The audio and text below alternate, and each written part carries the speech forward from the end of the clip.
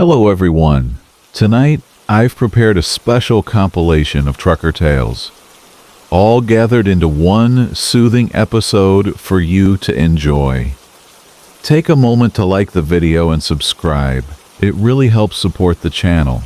Now, let's begin. The Last Call at Maggie's. From Carl, the thing about driving nights on Interstate 25 through Colorado is that the darkness out there isn't just dark. It's thick, like black velvet draped over the windshield of my Peterbilt. I've been hauling freight for 32 years, and I know every mile marker, every rest stop, every diner from Denver to Albuquerque. But that night in late October, with the first snow of the season starting to dust the highway like powdered sugar, I saw something that shouldn't have been there. Exit 44 had been closed for construction for the better part of 6 months. I knew this because I'd driven this route twice a week since spring, watching the orange barrels and detour signs multiply like highway cancer. The exit used to lead to Maggie's Diner, a little place that served coffee strong enough to wake the dead and pie that could make a grown trucker weep. But when they started the road work, Maggie had closed up shop. Too much lost business, or so I'd heard through the CB chatter. The snow was coming down harder now, fat flakes dancing in my headlights like confused moths. My diesel engine hummed its familiar lullaby, a deep bass note that vibrated through the sleeper cab behind me. The radio crackled with static and distant voices, other drivers calling out road conditions, weather reports, the usual lonely conversations that fill the void of the interstate at 2 in the morning.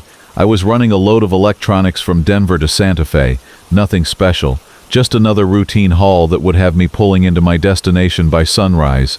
That's when I saw the neon. At first I thought it was a mirage, the kind of visual trick that long nights and highway hypnosis can play on a tired mind. But as I crested the small hill before exit 44, there it was, a pink and blue neon sign flickering against the darkness, spelling out Maggie's Diner in cursive letters. Below it another sign blinked, open 24 hours in steady warm yellow light.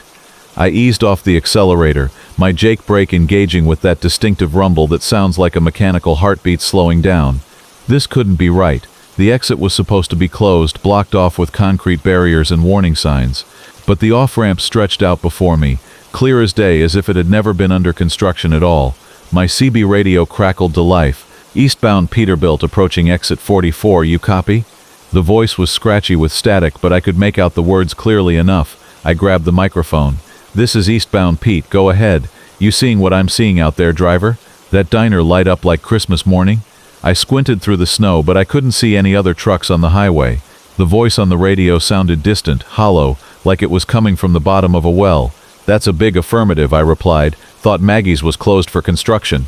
Been driving this route for 15 years, the voice came back. Never known Maggie to close, not even during that blizzard in 19... She's got the best coffee between Denver and Raton Pass. Something about the way he said it made my skin crawl. But my fuel gauge was hovering just above a quarter tank, and I could use a cup of coffee to keep me alert for the mountain passes ahead. Against what should have been my better judgment, I signaled right and took the exit. The off-ramp curved gently downward, and I could see the diner more clearly now. It was exactly as I remembered it. A classic aluminum-sided railcar diner, with big windows glowing warm yellow against the storm. Half a dozen trucks sat in the parking lot, their running lights creating small constellations in the swirling snow. Everything looked normal, even welcoming, but something felt wrong in a way I couldn't quite name. I pulled my rig into an empty spot between a red Kenworth and a faded blue Freightliner, both rigs that looked like they'd seen better decades. Steam rose from their exhaust stacks and I could hear the irregular idle of engines that needed work. As I set my air brakes with that familiar hiss of compressed air, I noticed that none of the trucks had license plates I could read clearly. The numbers and letters seemed to blur together whenever I tried to focus on them, like looking at something underwater. The diner's door chimed as I pushed it open, a cheerful brass sound that seemed too bright for the storm outside. Inside, everything was exactly as I remembered. Red vinyl booths, checkered linoleum floors, and a long counter with chrome stools that reflected the overhead fluorescent lights. The air smelled of coffee, bacon grease, and something else I couldn't identify. Something sweet and slightly off, like flowers left too long in water. A handful of drivers sat scattered at the counter, and in the booths, hunched over cups of coffee and plates of food. They all wore the typical trucker uniform of flannel shirts, baseball caps, and worn denim, but something about them seemed faded, like photographs left in sunlight. None of them looked up when I entered, even though the door chime had announced my arrival clearly enough. "Sit wherever you like, Han," called a voice from behind the counter. A woman emerged from the kitchen, wiping her hands on a grease-stained apron.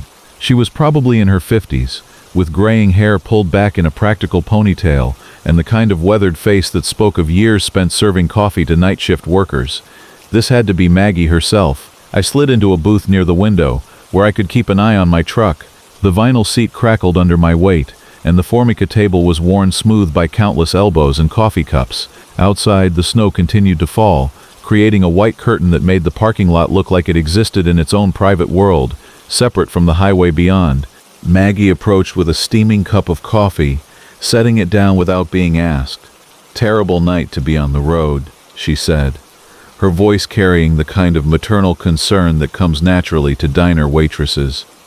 "This storm's supposed to get worse before it gets better." I wrapped my hands around the coffee cup, grateful for its warmth. "Didn't expect to find you open," I said. "Thought this whole exit was closed for construction." She paused, coffee pot still in hand, and for just a moment her friendly expression flickered like a television with poor reception. "Construction," she repeated, as if the word was foreign to her. "Oh, that. They've been talking about fixing this old exit for years, but you know how these government projects go. All talk, no action." The coffee was perfect, hot, strong, and exactly what I needed for the drive ahead. But as I drank, I noticed that the other customers hadn't moved since I'd arrived. They sat perfectly still, hands wrapped around their own cups, staring into the dark liquid as if it contained answers to questions they'd forgotten how to ask. "Gets lonely out here at night," Maggie continued, topping off my cup even though I'd barely made a dent in it. "Always nice to see a familiar face. You've been through here before, haven't you? Maybe 6-7 months ago." I nodded, though I couldn't recall specifically meeting her before. All-night diners tend to blur together after a while, staffed by interchangeable figures who serve coffee and make small talk with an endless parade of tired drivers. But something about her seemed familiar, like a song you can't quite remember but know you've heard before. "You serve good coffee," I said, taking another sip. It really was excellent, rich and smooth with just a hint of something unusual, maybe cinnamon or nutmeg. "Mind if I ask what your secret is?" Maggie smiled, but the expression didn't quite reach her eyes. "Family recipe. Been in my family for generations. My grandmother always said the key was in the brewing time. You've got to let it steep long enough for the flavor to really develop." As she spoke, I noticed that the fluorescent lights overhead were flickering in a slow, hypnotic rhythm. The humming they made seemed to sync with the idle of diesel engines outside, creating a strange harmony that made me feel drowsy despite the caffeine. I blinked hard, trying to shake off the sudden fatigue that was creeping over me like fog. One of the drivers at the counter finally moved, turning his head slightly in my direction. When I saw his face, my blood turned to ice water in my veins. Half of it was missing, not in a gory way, but like it had simply faded away, leaving only empty air where his left eye and cheek should have been. He nodded at me politely, as if this was perfectly normal, then turned back to his coffee. The Silent Highway, from Marcus Chen. The rain had been coming down steady for 3 hours when I first noticed something wasn't right with the asphalt behind me. I'd been hauling automotive parts from Detroit to Nashville, my 18-wheeler cutting through the darkness of Interstate 65 like a knife through velvet. The rhythmic drumming of raindrops on my windshield had settled into a hypnotic pattern, punctuated only by the occasional whoosh of passing headlights and the steady rumble of my Peterbilt's diesel engine. It was just past 2 in the morning when I pulled into a truck stop outside Louisville to fuel up and grab some coffee. The place was one of those all-night havens that dot the interstate system, fluorescent lights buzzing overhead and casting everything in that peculiar greenish glow that makes even the healthiest person look corpse pale. As I walked around my rig doing the usual post-drive inspection, I happened to glance back at the wet pavement where I'd just parked. That's when I saw it, or rather, didn't see it.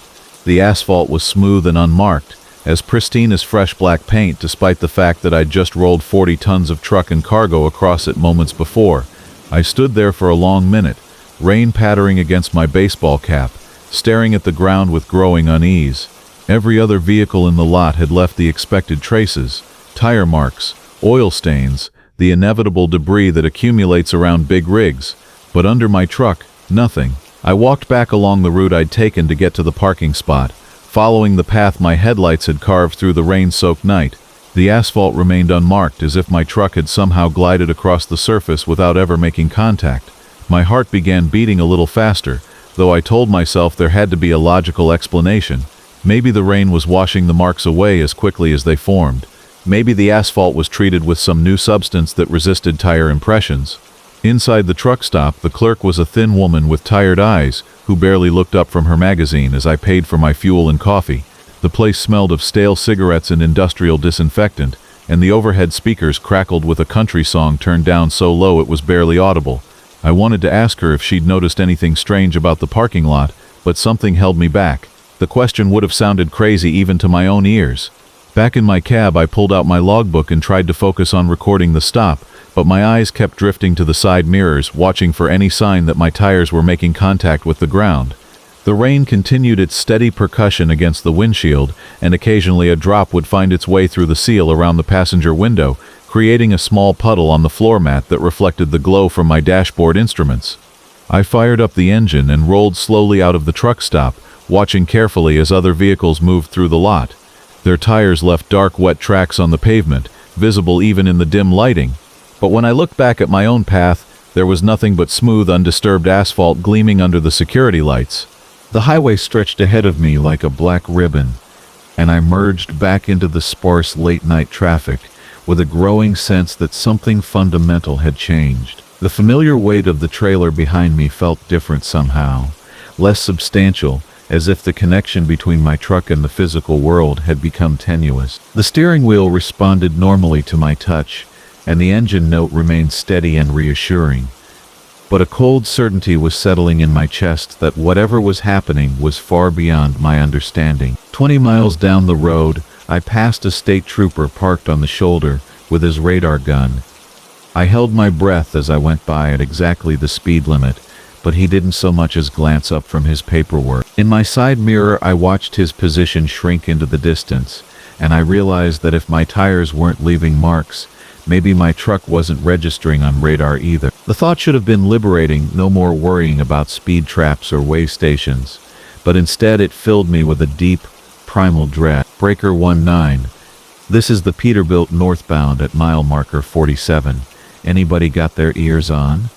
Static answered me, the kind of empty white noise that seems to stretch into infinity. I tried again, and then again, but the radio might as well have been disconnected. It was as if I'd become invisible to the world of truckers who normally filled the airwaves with chatter about traffic conditions and speed traps. I found myself driving more slowly, partly from caution and partly from a strange reluctance to reach my destination. If I was somehow becoming detached from the physical world, what would happen when I tried to deliver my load? Would the dock workers be able to see me? Would the cargo even be there when I opened the trailer doors? Near Nashville, I pulled off at another truck stop, this one busier despite the late hour. I parked carefully in a well-lit area and immediately got out to examine the pavement. Once again, the asphalt showed no trace of my passage. Other trucks rumbled past, their tires singing against the wet road surface and leaving clear impressions in their wake. I knelt down and ran my hand across the ground where my rear tires should have left deep treads. The pavement was smooth as glass. A driver walking past glanced at me oddly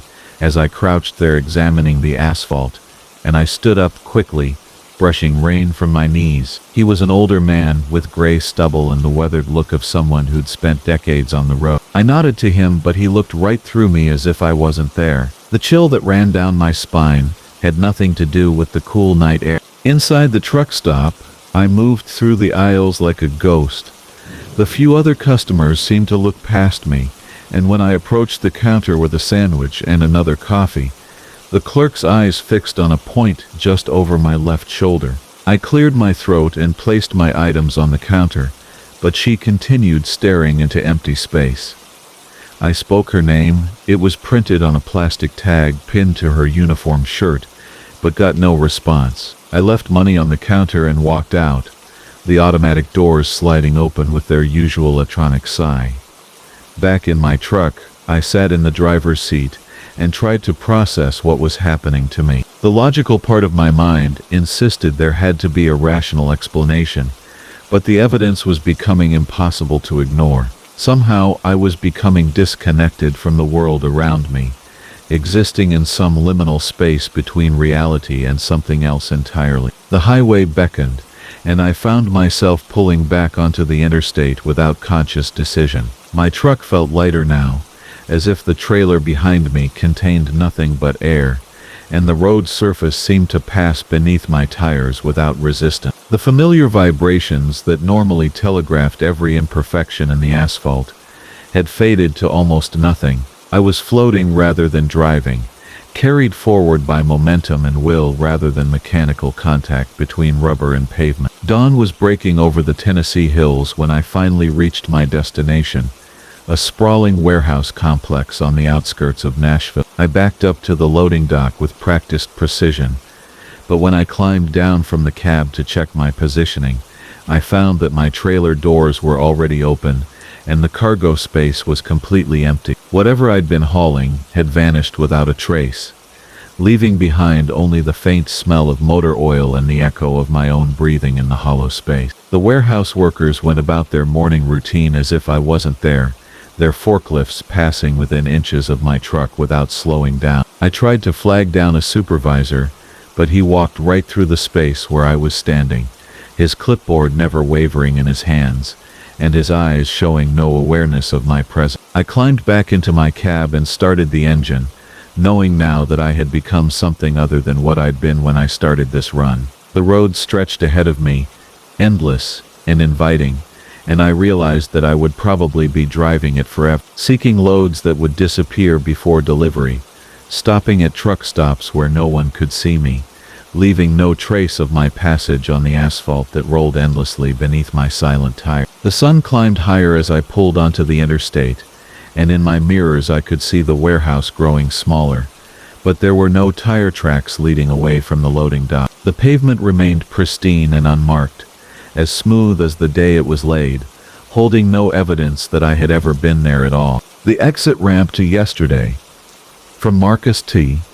The thing about driving nights on the interstate is that time starts to lose its grip on you after the first 100 miles. Your mind drifts between the white lines and the steady thrum of 18 wheels on asphalt, and sometimes you find yourself taking exits that weren't there when you started your route. I've been hauling freight for 23 years, and I thought I knew every mile of Highway 94 between Minneapolis and Fargo, like the creases in my own hands. That was before I found the exit that led me backwards through my own life. It was a Tuesday in late October, the kind of night where the air holds just enough moisture to make your headlights catch every particle of mist and throw it back at you in ghostly halos. My Peterbilt was loaded heavy with automotive parts bound for a plant in North Dakota, and I was running maybe an hour behind schedule due to construction delays outside the Twin Cities. The radio had been cycling through nothing but static and late-night call-in shows, so I'd switched it off and was listening to the familiar symphony of my rig instead.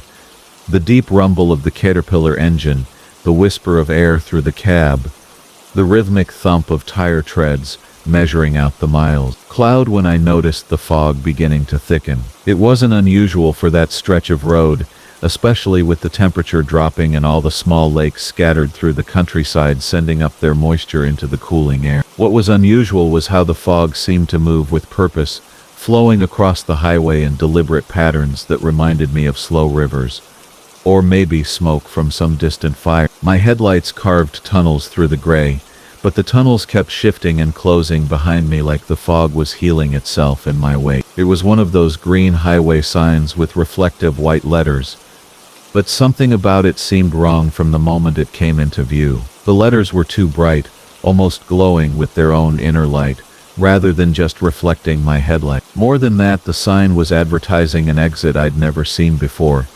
despite having driven this exact route probably 300 times over the years. Exit 112B, it read, with an arrow pointing toward a ramp that curved away into the fog. Below the exit number in smaller letters that seemed to shimmer and shift as I watched, it said, Scenic Route, Historical Interest. Now, I'm not the kind of driver who takes unmarked exits in the middle of nowhere, especially not when I'm carrying a load worth more than my house. But as I drew closer to the ramp, I found my hands turning the wheel almost without my permission, like the truck itself had decided to take the detour. The off-ramp was smooth and well-maintained, curving in a gentle spiral that seemed to go on longer than physics would normally allow. The fog grew thicker as I descended, until it felt like I was driving through cotton, my speed dropping to maybe 15 miles per hour, just to keep from sliding off into whatever lay beyond the guardrails. The radio crackled back to life as I reached the bottom of the ramp,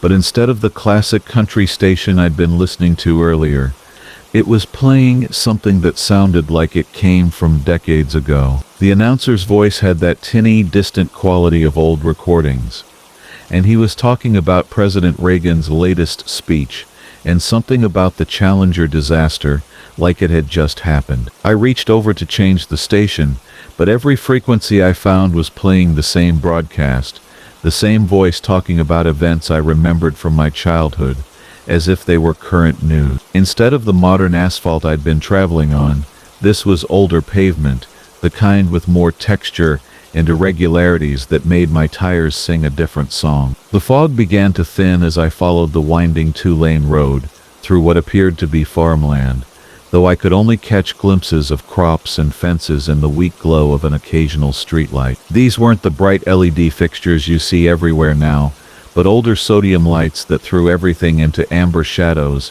and made the world look like an old photograph. I kept checking my GPS, but the screen showed nothing but a blue dot floating in gray emptiness, like I'd driven off the edge of the mapped world. The cell phone showed no signal, not even those single bars you usually get out in farm country. For all practical purposes, I'd become completely disconnected from the world I knew, following a road that apparently didn't exist anywhere but here in the fog and amber light. The first building I came to was a small diner with a neon sign that flickered between open and 24 hours in pink cursive letters. The parking lot was gravel, the kind that crunches under your tires and throws little stones up against your mud flat. I almost stopped, thinking I could ask for directions or at least figure out where I was. But something about the place made me keep driving. Maybe it was the way the windows glowed with warm light, but I couldn't see anyone inside, or maybe it was how the cars in the parking lot all looked like they belonged in a museum. Not classic cars that someone was restoring, but ordinary vehicles from the 70s and 80s that looked brand new, like they'd just rolled off the lot 30 years ago. Houses set back from the road with mailboxes that caught my headlights, a small gas station with pumps that still had the mechanical number wheels, instead of digital displays, even a school with a playground where the swings moved gently in a breeze I couldn't feel inside my cab. Everything looked normal enough, except for that persistent sense that I'd somehow slipped sideways through time into a world that was running about 3 decades behind the one I'd left at the top of that exit ramp. The radio continued its impossible broadcast, cycling through news and music that grew progressively older as I drove. By the time I'd gone maybe 10 miles, the announcer was talking about the Iran hostage crisis and playing songs that had been popular when I was in high school. The strange thing was, I remembered that broadcast, not just the general time period, but the actual words the announcer was saying, the specific sequence of songs, even the particular advertisements for businesses that had been closed for 20 years. It was like listening to a recording of a specific night from my past, a night I'd spent driving truck with my father during summer break, learning the trade that would eventually become my life.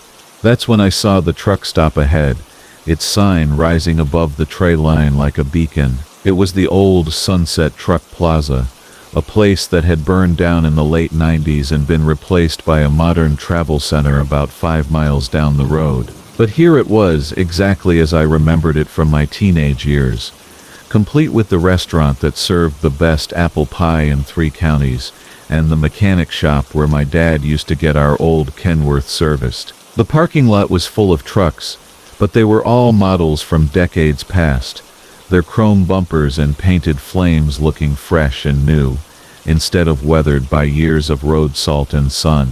I pulled into the lot, my modern Peterbilt looking absurdly out of place among the classic rigs. The air brakes hissed as I brought the truck to a stop, and for a moment I just sat there in the cab, trying to make sense of what I was seeing. Through the restaurant windows I could see drivers I recognized, men who had taught me everything I knew about life on the road. There was Big Roy, who died of a heart attack 5 years ago, sitting at his usual corner booth with a cup of coffee and a slice of that famous pie. At the counter I spotted Whispering Pete, so called because he never talked above a murmur, who'd retired to Florida in the early 2000s and passed away just last spring. But it was the figure emerging from the restaurant that made my heart skip beats and my hands start shaking on the steering wheel. It was my father, exactly as he'd looked during those summer runs when I was 17, before the years and the miles had bent his shoulders and lined his face. He was wearing his favorite flannel shirt and the baseball cap from his old company,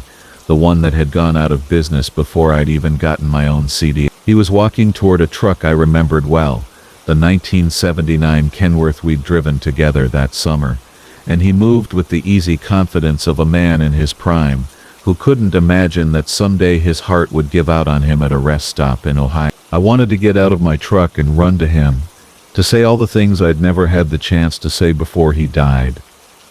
But something held me back, some instinct that warned me I was seeing something I wasn't meant to see, walking through a place I had no right to be. Instead, I watched through my windshield as he performed his pre-trip inspection, the same methodical routine he'd taught me and that I still followed 30 years later. The Geometry of Exhaustion. From Marcus Webb. The interstate stretched before me like a black ribbon against the Montana sky, my Peterbilt's diesel engine humming its familiar lullaby as mile markers flashed past in the darkness. I'd been driving for 13 hours straight, hauling a load of electronics from Seattle to Minneapolis, and my eyelids felt heavy as lead weights.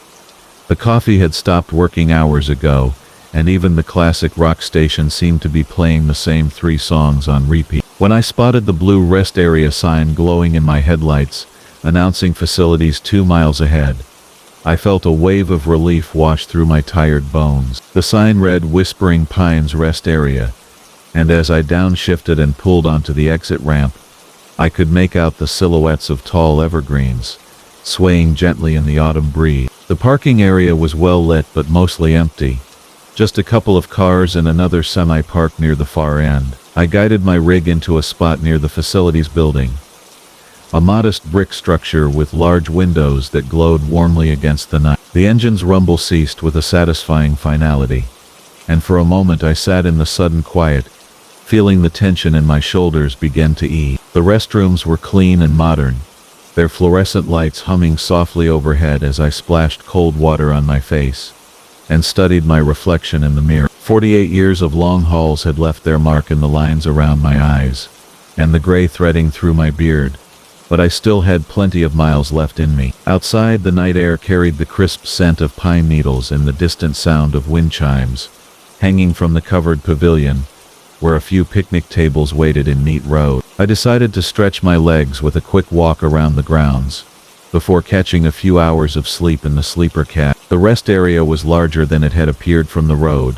with paved walkways leading through carefully maintained landscaping and small solar lights, marking the path to various amenities. There was something oddly soothing about the place, as if whoever had designed it understood the particular weariness that brought travelers here in the dark hours before dawn. The restroom building looked different somehow, its windows positioned at angles that didn't quite match my memory from just 10 minutes before. I chalked it up to fatigue and perspective, the way familiar things can seem strange when you're running on too little sleep and too much caffeine. Still, the feeling nagged at me as I climbed into the cab and settled into my bunk. Sleep came surprisingly easily, though it was filled with dreams of winding roads that led nowhere and highway signs written in languages I couldn't understand.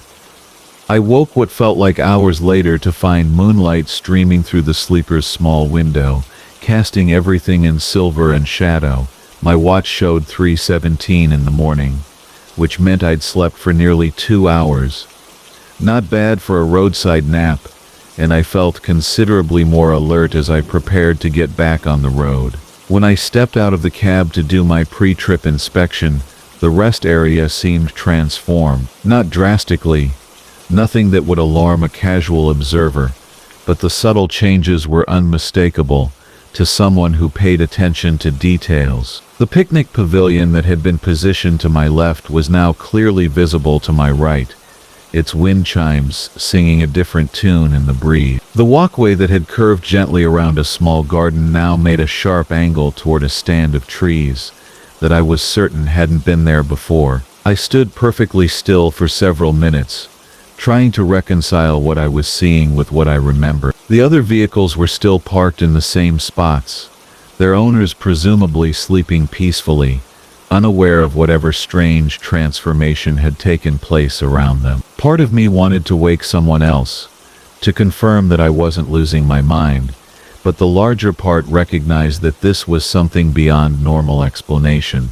something that required careful observation rather than hasty action. The restroom building itself seemed to have shifted the most dramatically. What had been a simple rectangular structure now appeared to have additional wings, extending at impossible angles, creating alcoves and corners that hurt to look at directly. The windows glowed with the same warm light, but there were more of them now, or perhaps they had simply moved to accommodate the building's new configuration. When I tried to count them, the number seemed to change depending on where I stood. I pulled out my phone to document what I was seeing, but the camera couldn't seem to focus properly on the altered structures. Every shot came out blurred or distorted, as if the lens was having the same trouble my eyes were having in processing the geometry of the place. The photos showed a perfectly normal rest area, the kind you'd find anywhere along America's highways, which somehow made the whole experience more unsettling than if the camera had captured the impossibilities I was witnessing. A soft sound drew my attention to the far end of the parking area, where the other semi was parked. Its driver had emerged from the cab and was walking slowly toward the restroom building, moving with the careful steps of someone still half asleep. I wanted to call out to him, to warn him about what I was seeing, but my voice caught in my throat as I watched him approach the entrance. The door he reached for wasn't the same door I had used earlier. It was positioned where a window should have been, yet he opened it without hesitation and disappeared inside. Minutes passed, then an hour. The other driver didn't return, and his truck sat silent in the pool of yellow light from the parking area lamps. I found myself walking closer to the building, drawn by a mixture of curiosity and concern, though every instinct told me to get back in my cab and drive away as fast as possible. The structure seemed to pulse gently, its walls breathing in a rhythm that might have been soothing under other circumstances. When I reached the entrance I had used before, I found that the door now led to a corridor that stretched much further than the building's exterior dimensions could possibly contain. The fluorescent lights hummed their familiar tune, but they seemed to extend infinitely down a hallway lined with doors that opened onto facilities I couldn't identify. Some appeared to be restrooms, others looked like small lounges or sleeping areas, and a few opened onto spaces that defied easy description. Behind me, the sound of diesel engines starting up told me that other travelers were arriving, drawn perhaps by the same blue signs that had guided me here. I could hear car doors slamming and voices discussing the long drive ahead, normal sounds of people taking a normal break on a routine journey. They had no idea that the rest area they were entering was fundamentally different from the one I had first encountered hours earlier. I backed away from the building as more travelers began to enter through doors that appeared wherever they needed them to be. Families with children headed toward facilities that seemed to anticipate their specific needs, while weary drivers found entrances that led directly to comfortable sleeping areas perfectly suited to their requirement. The rest area was becoming whatever each visitor needed it to be, reshaping itself to accommodate every traveler's desires. But there was something predatory in this apparent kindness, something that reminded me of the way certain plants attract insects with sweet nectar before trapping them forever. The other truck drivers still hadn't emerged, and I noticed that some of the cars that had arrived during my vigil were now covered with a thin layer of dust, as if they had been parked there for much longer than the few hours I had witnessed. I made my way back to my truck with deliberate calm, forcing myself not to run despite every instinct screaming at me to flee. The pre-trip inspection could wait.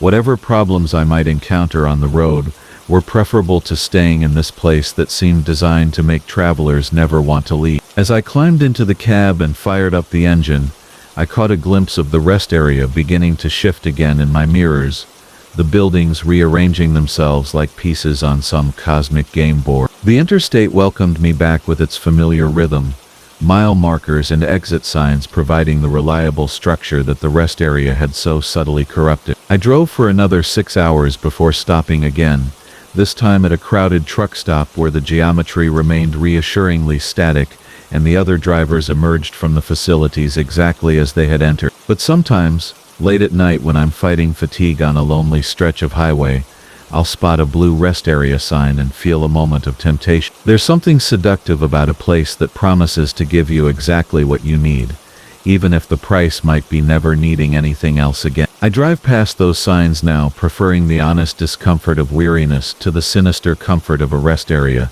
that changes shape to match your deepest desires for peace and rest. The highway stretches on ahead of me, and I follow its straight lines toward whatever destination awaits, grateful for the simple geometry of asphalt and painted lines that lead somewhere real, somewhere I can eventually call home. The bridge that wouldn't stay gone. From Marcus Haken. The first time I saw the Millfield Bridge burn, I was hauling refrigerated goods from Portland to Sacramento on Highway 97.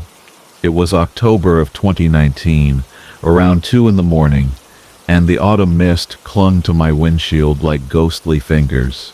I remember the way my diesel engine hummed its familiar song, a low rumble that had kept me company through 15 years of long-haul trucking. The heater was blowing warm air across my boots, and I had Johnny Cash playing softly from the radio, his voice drifting through the cab like an old friend telling stories. I'd driven this route maybe 50 times before, knew every curve and straightaway by heart. The Millfield Bridge was nothing special, just an old concrete span that crossed Miller Creek about 30 miles south of Bend.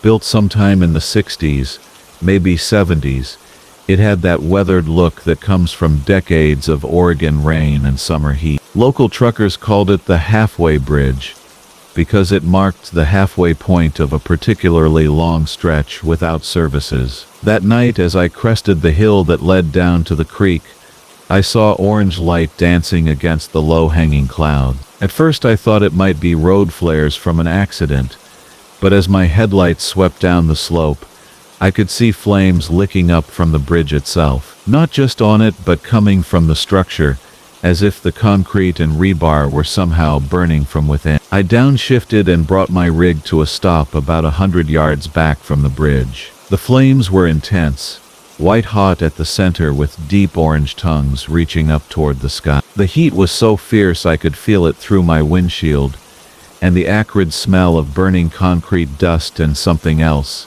something chemical and wrong, seeped into my cab despite the closed windows. Breaker 19, this is Big Dog eastbound on 97. Got a major bridge fire at Miller Creek. Requesting emergency services, over. Nothing but static answered me. I tried my cell phone but there was no signal, which wasn't unusual in that stretch of mountain. The strangest part was the silence. A fire that big should have been crackling and roaring, but I couldn't hear anything except the idle of my engine and the gentle patter of mist on my roof. I climbed down from my cab and walked closer, staying well back from the heat. The flames seemed to move in slow motion, twisting upward in patterns that looked almost deliberate, almost choreographed. Fire trucks and sheriff's deputies arrived from both directions, and we all stood there watching the bridge burn until dawn. By sunrise it was gone, collapsed into the creek in a pile of blackened rubble and twisted steel. The fire chief, a weathered man named Henderson, told me they'd route traffic around through Prineville until they could get a temporary span built. That was October 15th, 2019, and I wrote it down in my logbook like always. But here's the thing that started eating at me, the detail that made me question my own memory. When I got home to Bakersfield 3 days later, I looked up news about the bridge fire online. There was nothing. No news reports, no traffic advisories, nothing about a major bridge collapse on Highway 97. I called the Oregon Department of Transportation. The woman on the phone was polite but confused. She had no record of any bridge fire or collapse in that area. According to her system, the Millfield Bridge was intact and operational. I gave her the exact mile marker, described the location in detail, but she insisted there had been no incidents. Maybe the isolation and the night driving were getting to me more than I realized. 15 years on the road takes its toll, and I wouldn't be the first trucker to start seeing things that weren't there. This time it was December, and snow was falling in thick, heavy flakes that caught in my headlights like tiny ghosts. I'd almost forgotten about the bridge fire, pushed it into that corner of my mind where strange road stories live. But as I came over that familiar hill, my headlights swept down and illuminated the bridge, intact and solid, spanning the creek like it had never burned at all. The bridge looked exactly as it always had, weathered concrete and steel, with those same rust stains running down from the expansion joints. I walked onto the span, my boots crunching in the fresh snow, and ran my hands along the railings. Everything felt real and solid and cold, but there was something wrong with the concrete where I touched it. My fingers came away with a fine black residue, like soot or ash, and underneath the clean smell of falling snow, there was just the faintest trace of that same chemical burning odor I'd smelled in October. I started keeping more detailed logs after that, noting every time I crossed the bridge. January, March, May, July, always intact, always normal. But other truckers started mentioning strange things on the CB. Lights in the sky above Miller Creek, spots where their engines would sputter and cough for no reason. One driver swore his radio picked up voices, speaking in a language he couldn't identify whenever he crossed the bridge at night. This time I was heading south with a load of lumber, and I saw the glow from miles away. Same intense flames, same unnatural silence, same heat that seemed to come from the structure itself, rather than anything burning on top of it. This time I stayed until the fire department arrived, and again I watched the bridge collapse into the creek. But when I tried to find news reports the next day, there was nothing. When I called ODOT, they had no record of any incident. The bridge, according to their database, had never been damaged. I started documenting everything: photos, video recordings, detailed written accounts with dates and times. But every piece of evidence seemed to disappear or become corrupted. Photos would show nothing but an intact bridge in daylight. Video files would become unreadable. My handwritten notes would fade until the pages were blank. It burns every 11 months, I've learned. Always in the early morning hours between midnight and dawn. Always when there's some kind of weather, mist or snow or rain.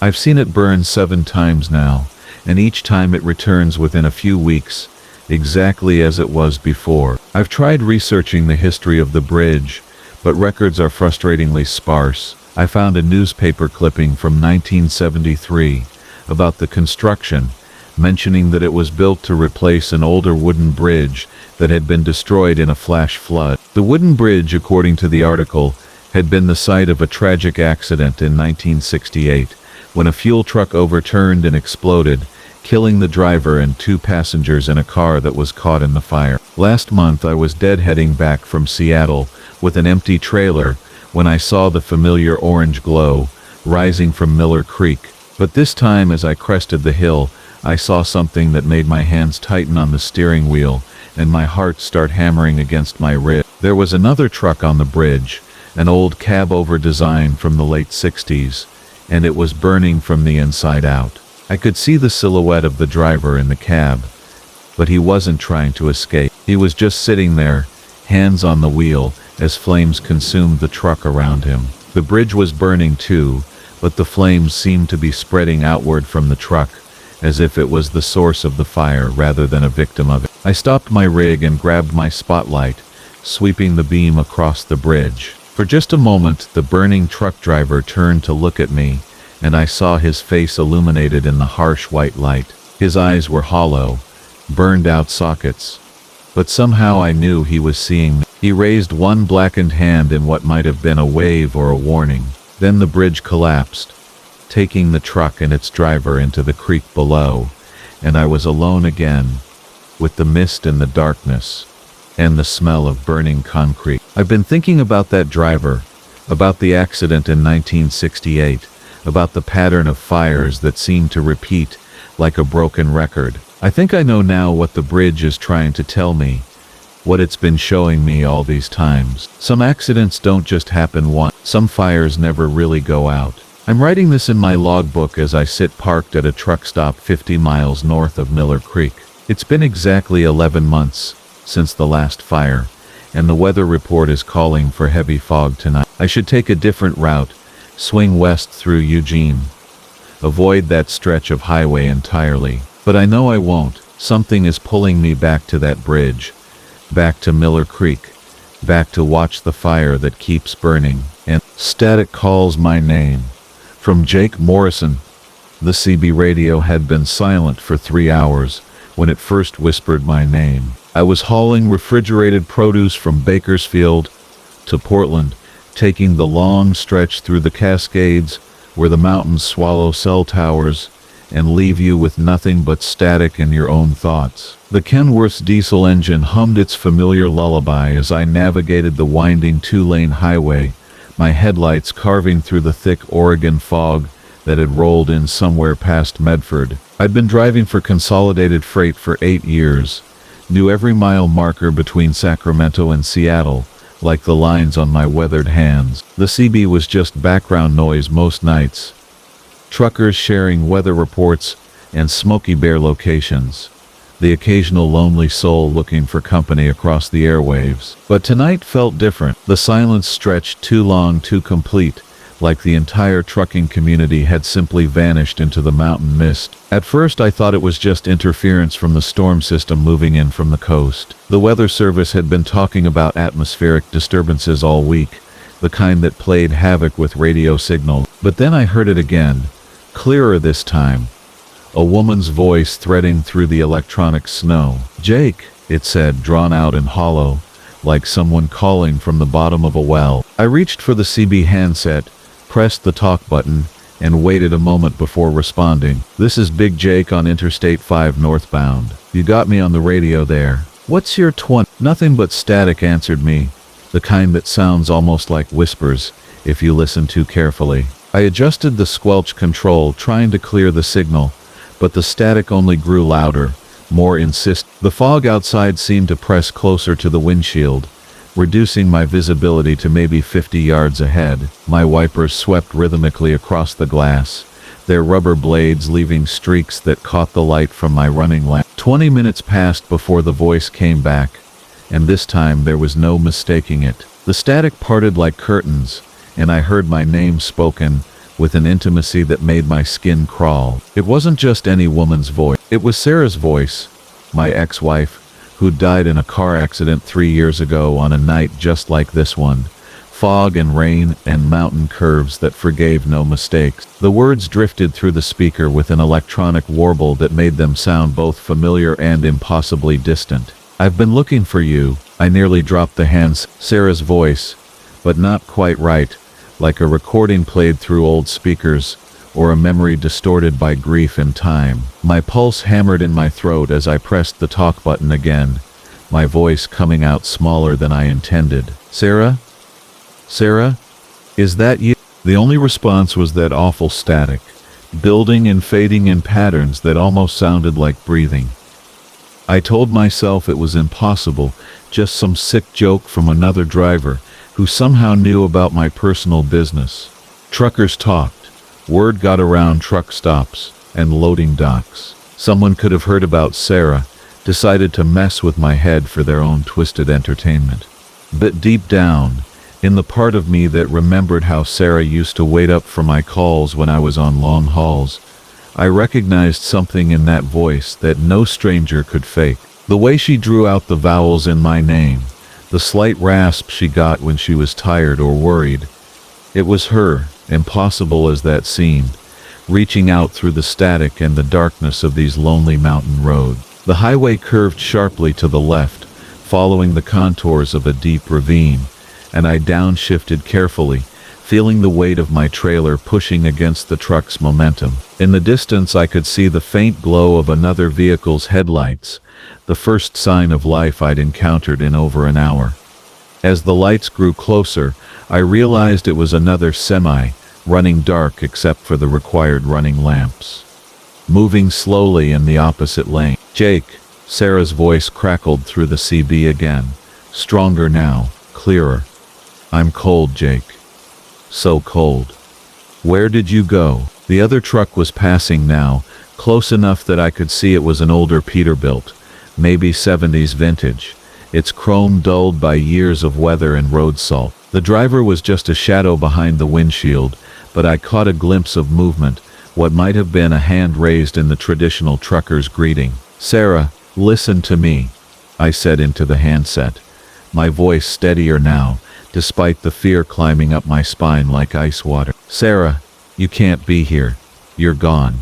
Remember, you died 3 years ago on Highway 26. The static surged, turned angry and sharp, like radio interference mixed with the sound of grinding metal. Through the electronic chaos, I heard something that might have been crying, or might have been the wind whistling through power lines. When Sarah's voice came back, it carried a note of confusion, of loss so profound it made my chest ache. "I don't remember," she said. "I don't remember anything except your voice, Jake. Your voice calling my name.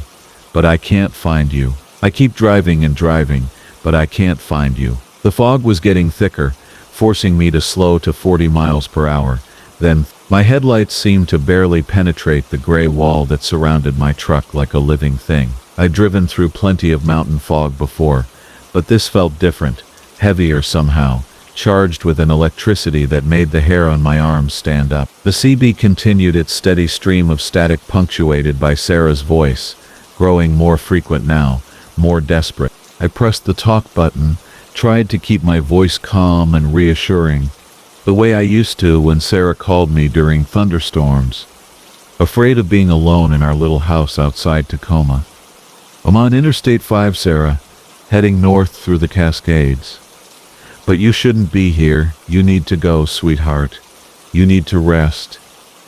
"I can't rest," her voice came back immediately, overlapping with my own transmission in a way that shouldn't have been possible. "Not without you. Not until I find you." That's when I saw the headlights in my mirrors. Distant but gaining fast. Too fast for the conditions. Another truck, running heavy and hard despite the fog that had reduced visibility to almost nothing. As I watched, the lights grew larger, closer, and I realized whoever was driving that rig was moving at highway speed through weather that demanded caution. It was a man's voice, rough and urgent, cutting through the static with the clarity of a local transmission. "Northbound Kenworth.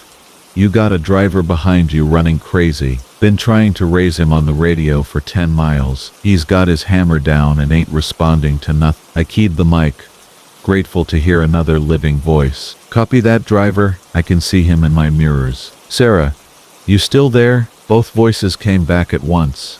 The truck driver and Sarah, their words mixing and competing in the speaker until I couldn't understand either one. The headlights behind me were close enough now that I could see they were mounted too high for a normal semi, and they had an odd quality, too bright and too white, like looking into magnesium flares. "Jake, I can see you. I'm coming for you." The truck behind me was maybe 100 yards back and closing fast, its lights flooding my cab with harsh white radiance that turned the fog into a luminous tunnel. I pressed the accelerator, coaxing more speed from the Kenworth despite the dangerous conditions, but the other vehicle continued to gain ground. Through my side mirror, I caught a glimpse of its profile, the familiar shape of an older Peterbilt, the same truck that had passed me going the other direction 15 minutes earlier. "Sarah, stop," I called into the radio. "You're scaring me, sweetheart. This isn't right." "I'm sorry." Her voice came back, softer now, tinged with the sadness I remembered from our last conversation, the night before her accident, when we'd fought about my being on the road so much. "I'm sorry, Jake, but I can't stop. I can't control it anymore. The pursuing truck was right behind me now, its massive chrome bumper filling my rear window, so close I could feel the displacement of air as it drafted behind my trailer. The air conditioner that breathes. From Marcus Rodriguez. I've been driving these interstate highways for nearly 20 years now, hauling everything from electronics to frozen goods across this vast country, and I thought I'd seen it all. The lonely truck stops at 3 in the morning, the strange hitchhikers you pretend not to see, the fog that rolls in so thick it feels like driving through cotton. But nothing, and I mean nothing, had prepared me for what happened during that scorching July run from Phoenix to Denver. My old Peterbilt's air conditioning had been acting up for weeks, making these odd wheezing sounds that reminded me uncomfortably of my grandfather's last days in the hospital. The mechanics at 3 different shops had looked it over, replaced filters, checked the refrigerant levels, even swapped out a few components, but that wheeze persisted. Still, it kept the cab cool enough. And in this business, you learn to live with the quirks of your rig. After all, she'd been good to me for over 400,000 miles. The asphalt shimmered like water in the distance, and even with the sun visor pulled down, the glare off the hood was almost blinding. I'd started this particular haul at dawn, hoping to make good time before the worst of the afternoon heat set in, but traffic delays and a mandatory rest stop had put me behind schedule. Now, as evening approached, I found myself still hours away from my destination, with the temperature gauge on my dashboard reading 114 degrees. Instead of the usual mechanical wheeze, it had developed what I can only describe as a rhythm. Not the steady hum you'd expect from a working AC unit, but something more organic, more deliberate. It reminded me of slow, deep breathing, the kind you hear when someone's in a deep sleep. At first I convinced myself it was just my imagination, that the isolation of the road and the hypnotic rhythm of the engine were playing tricks on my mind. But as the sun began to set behind the mountains, painting the sky in shades of orange and purple that would have been beautiful under different circumstances, the breathing sound became impossible to ignore. It wasn't constant.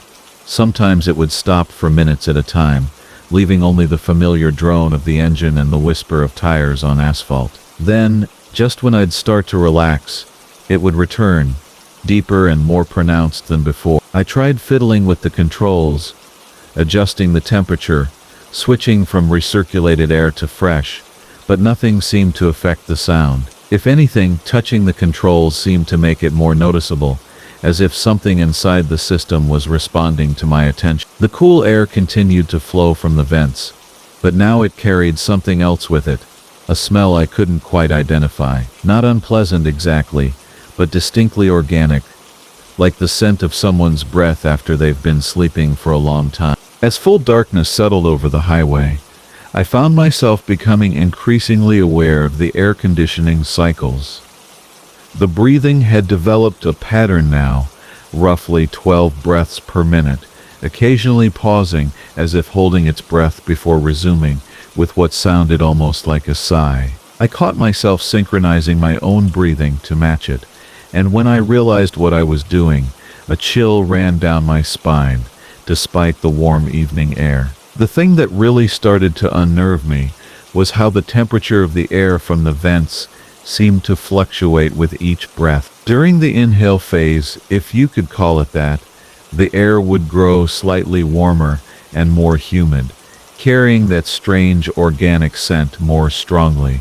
During the exhale, it would cool and freshen, almost like a gentle breeze. It was subtle enough that I might have missed it if I hadn't been paying such close attention, but once I noticed it, I couldn't ignore it. I tried turning on the radio to distract myself, but the late-night programming was mostly static and distant talk shows, their voices fading in and out as I moved between transmission towers. The isolation of the highway at night, usually a source of peace for me, now felt oppressive. Mile markers passed like countdown timers, and the occasional distant lights of farmhouses or small towns only emphasized how alone I was out here with whatever was happening in my cab. It became deeper, more labored, occasionally interrupted by what sounded disturbingly like a soft cough or clearing of the throat. I pulled over at a rest stop and popped the hood, shining my flashlight on the air conditioning components.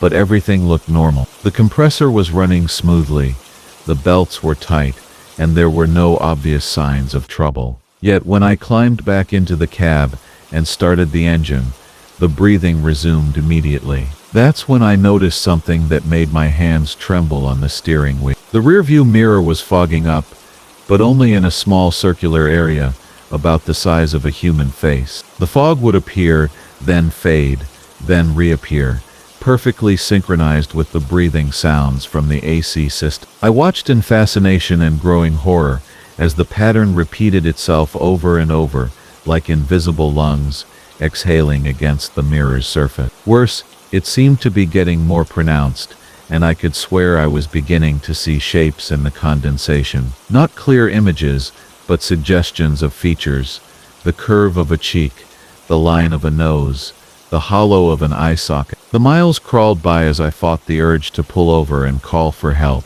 What would I tell them? That my air conditioner was breathing? That something invisible was fogging up my mirror? Even to me, it sounded like the ravings of a sleep-deprived driver who'd spent too many hours on the road. But I knew what I was experiencing was real, and it was getting stronger. As I climbed into the Rocky Mountains, the breathing became more labored, as if whatever was in my AC system was struggling with the altitude.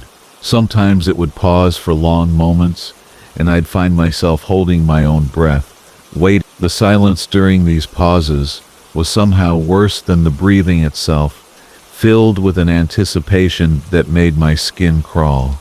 That's when it spoke. It was a voice like wind through dried leaves, like the last breath of a dying fire, and it was asking for something, not demanding or threatening, but pleading with a desperation that cut straight to my heart. Help me breathe. I nearly drove off the mountain road. My hand shook so violently I had to grip the steering wheel with both hands to keep control of the truck. The voice, or whatever it was, continued its wordless plea, growing stronger as the breathing sounds became more ragged and desperate. The fogging on the mirror intensified, and now I could clearly see the outline of a face, gaunt, desperate, with hollow eyes that seemed to look directly at me even though I knew nothing was there. It was the face of someone who had been trapped for a very long time, sustained by nothing but stolen breath and the mechanical rhythm of an air conditioning system. Not physically, that was impossible, but spiritually, energetically, caught in the mechanical breathing of the compressor and fans like a ghost in the machine. They had been surviving on recycled air, growing stronger each time I ran the system, learning to speak through the vibrations of metal and plastic. The mountain road ahead curved sharply, and as I negotiated the turn, the entity in my AC system seemed to panic. The breathing became rapid and shallow, almost hyperventilating, and the temperature in the cab began to fluctuate wildly between freezing cold and stifling heat. The face in the mirror became more distinct, more desperate, mouths opening and closing as if gasping for air. "Don't leave me," the voiceless voice pleaded. "Don't turn it off. I can't breathe without it. I can't exist without it."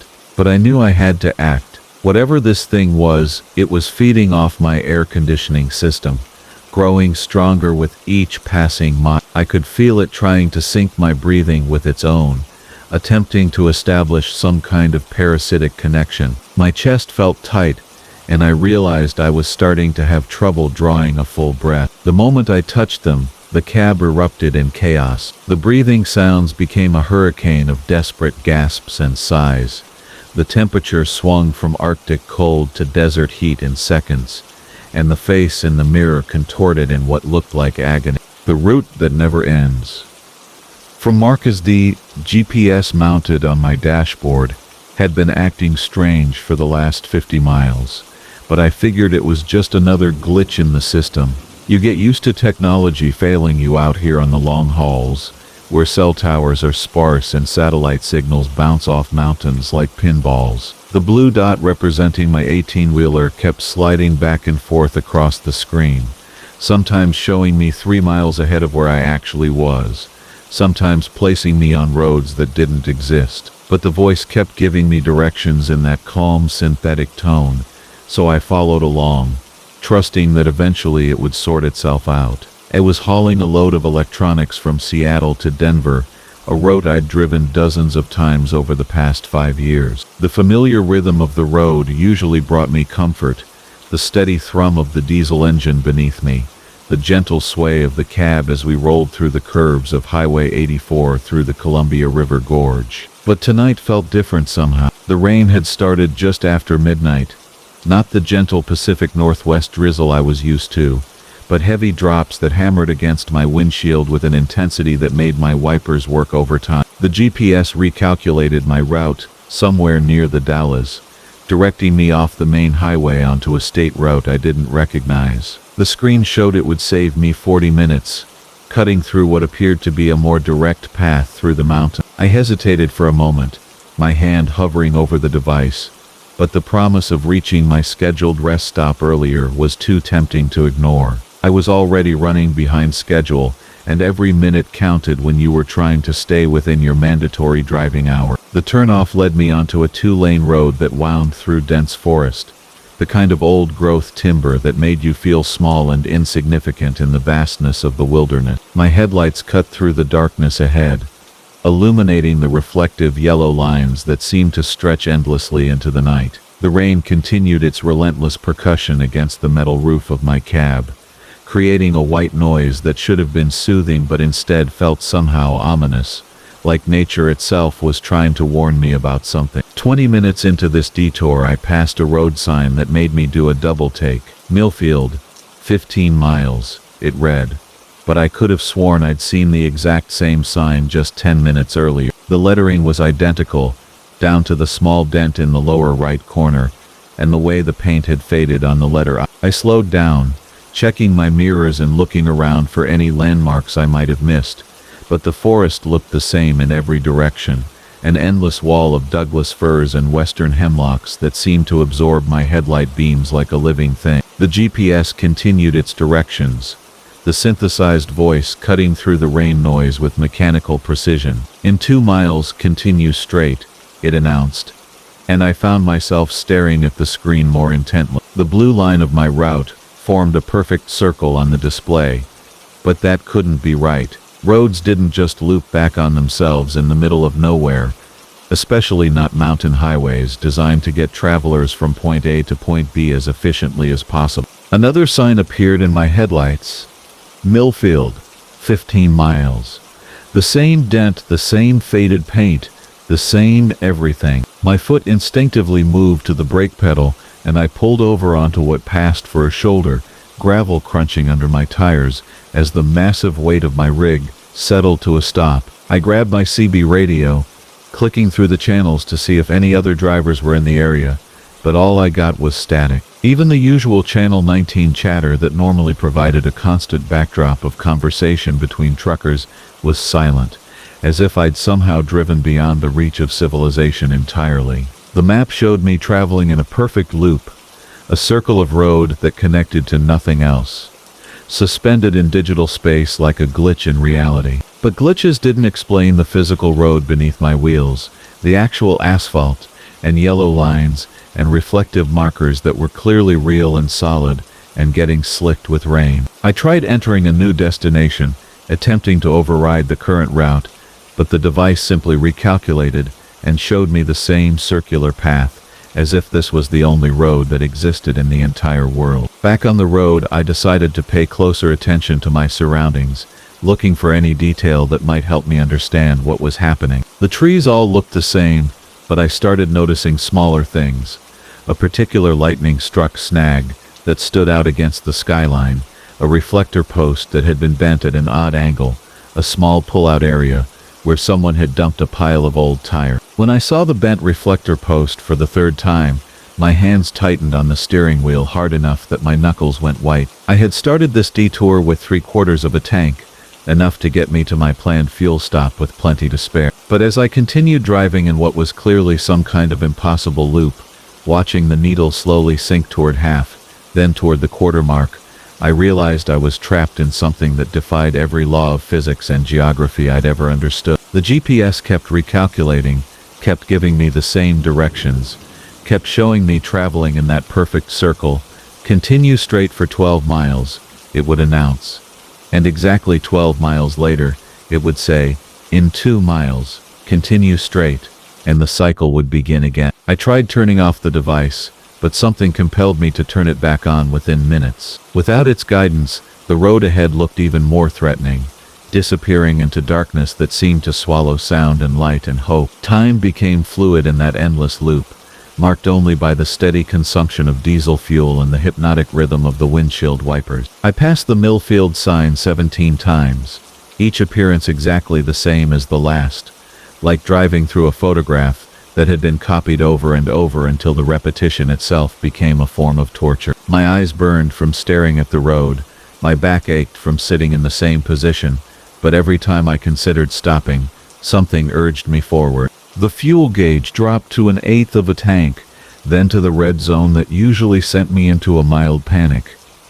In normal circumstances, I would have been calling dispatch, arranging for emergency fuel delivery, planning my route to the nearest truck stop.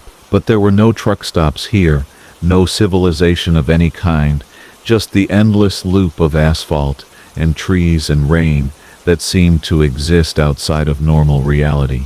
That's when I noticed the first sign that I wasn't entirely alone in this strange purgatory. In my passenger mirror, I caught a glimpse of headlights following behind me, maintaining a steady distance of maybe a quarter mile. The relief was overwhelming, the first indication in hours that other people existed in this place, that I hadn't somehow slipped into a pocket dimension where I was the only living thing.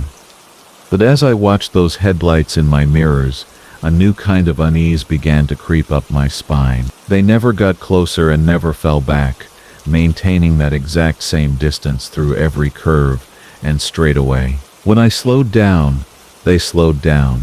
When I sped up, they matched my pace perfectly. It was like being followed by my own shadow, if shadows could drive trucks and cast light instead of absorbing it. I grabbed my CB again, broadcasting on every channel, pleading for someone to respond, to explain what was happening, to help me find a way out of this impossible situation. The static seemed to mock me, unchanging and eternal. The fuel gauge needle touched the very bottom of the red zone, and my engine began to sputter.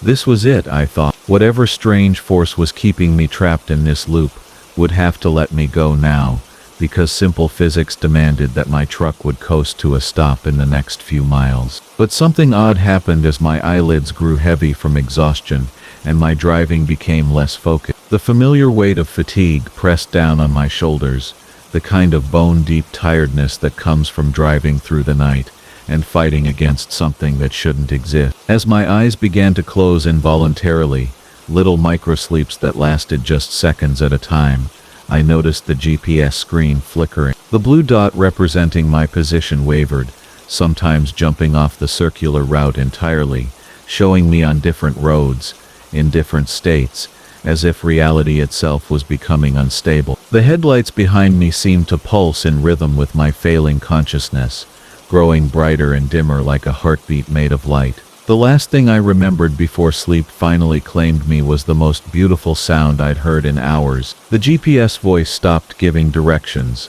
The engine noise faded to a whisper.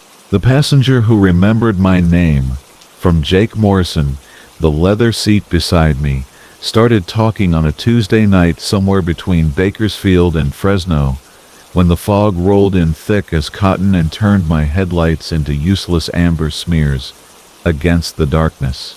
I'd been driving this route for 17 years, hauling produce up and down California's Central Valley in my '98 Peterbilt, and I thought I knew every sound my old girl could make.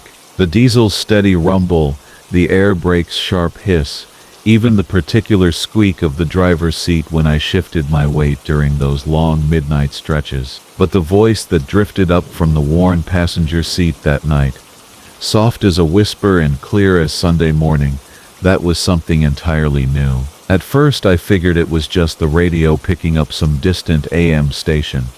the way it sometimes did when atmospheric conditions got strange. The voice was gentle, almost conversational, like someone settling in for a long chat with an old friend. "Beautiful night for a drive, Jake," it said, and I reached over to adjust the tuning dial, expecting static or some late-night talk show host to fade in and out with the movement. But the radio was already off, had been off since I'd left the truck stop in Bakersfield 2 hours earlier, preferring the honest silence of the highway to the chatter and commercials that usually filled the empty hours. I pulled my hand back from the radio and felt that familiar tingle you get when you walk through a spider web in the dark. That moment when your skin crawls with the certainty that something's not quite right. The fog outside grew thicker, reducing my world to maybe 20 feet of visible asphalt ahead, and the steady rhythm of the reflective lane markers disappearing under my hood. The heater hummed quietly, pushing warm air through the vents, and somewhere in that mechanical white noise, the voice spoke again. Better than usual, I'd say. He eased off the accelerator and felt my pulse quicken in that particular way it does when your body recognizes danger before your mind catches up. The speedometer needle dropped from 70 to 65, then to 60, as I strained to identify the source of the voice. It seemed to be coming from everywhere and nowhere at once, but somehow centered on the passenger seat, as if someone was sitting right there in the darkness beside me, close enough to touch. The passenger seat had been empty when I'd done my pre-trip inspection 6 hours ago, empty when I'd pulled out of the depot in Sacramento, empty during my dinner break at the Flying J. It was a bench seat, original to the truck, covered in cracked brown leather that had been patched in a dozen places over the years. I'd hauled plenty of riders in that seat during my early days as a driver, when company policy was more relaxed about picking up hitchhikers, or giving rides to fellow truckers whose rigs had broken down. But tonight, like most nights for the past 5 years, I was driving solo. "I've been thinking about that time you picked up the kid outside Modesto," the voice continued, and my hands tightened on the steering wheel until my knuckles showed white in the glow from the instrument panel. "Back in '09, wasn't any little thing with a backpack and a story about missing the Greyhound bus." The memory hit me like a physical blow, sudden and precise.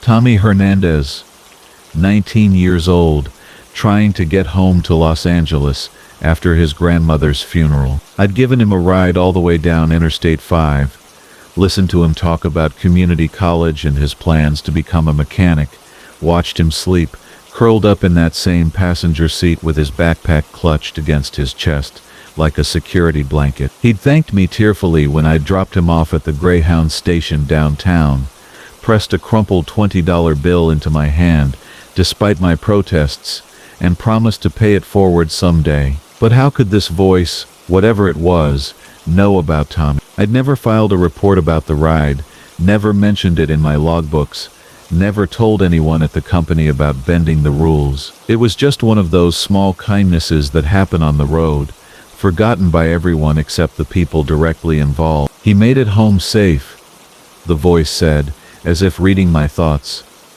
"Got his mechanic's certification 2 years later. Opened his own shop in East LA. Still thinks about that ride sometimes. Still remembers the kindness of a stranger who didn't have to stop, but did anyway." I wanted to ask how it knew this, wanted to demand answers about what was happening in my truck on this fog-shrouded night, but my throat felt dry as desert sand. Instead, I focused on the road ahead, on keeping the truck centered between the barely visible lane markers, on maintaining the steady speed that had become second nature after nearly 2 decades behind the wheel. The voice fell silent for several miles, and I began to hope that whatever strange atmospheric phenomenon had caused the disturbance was passing.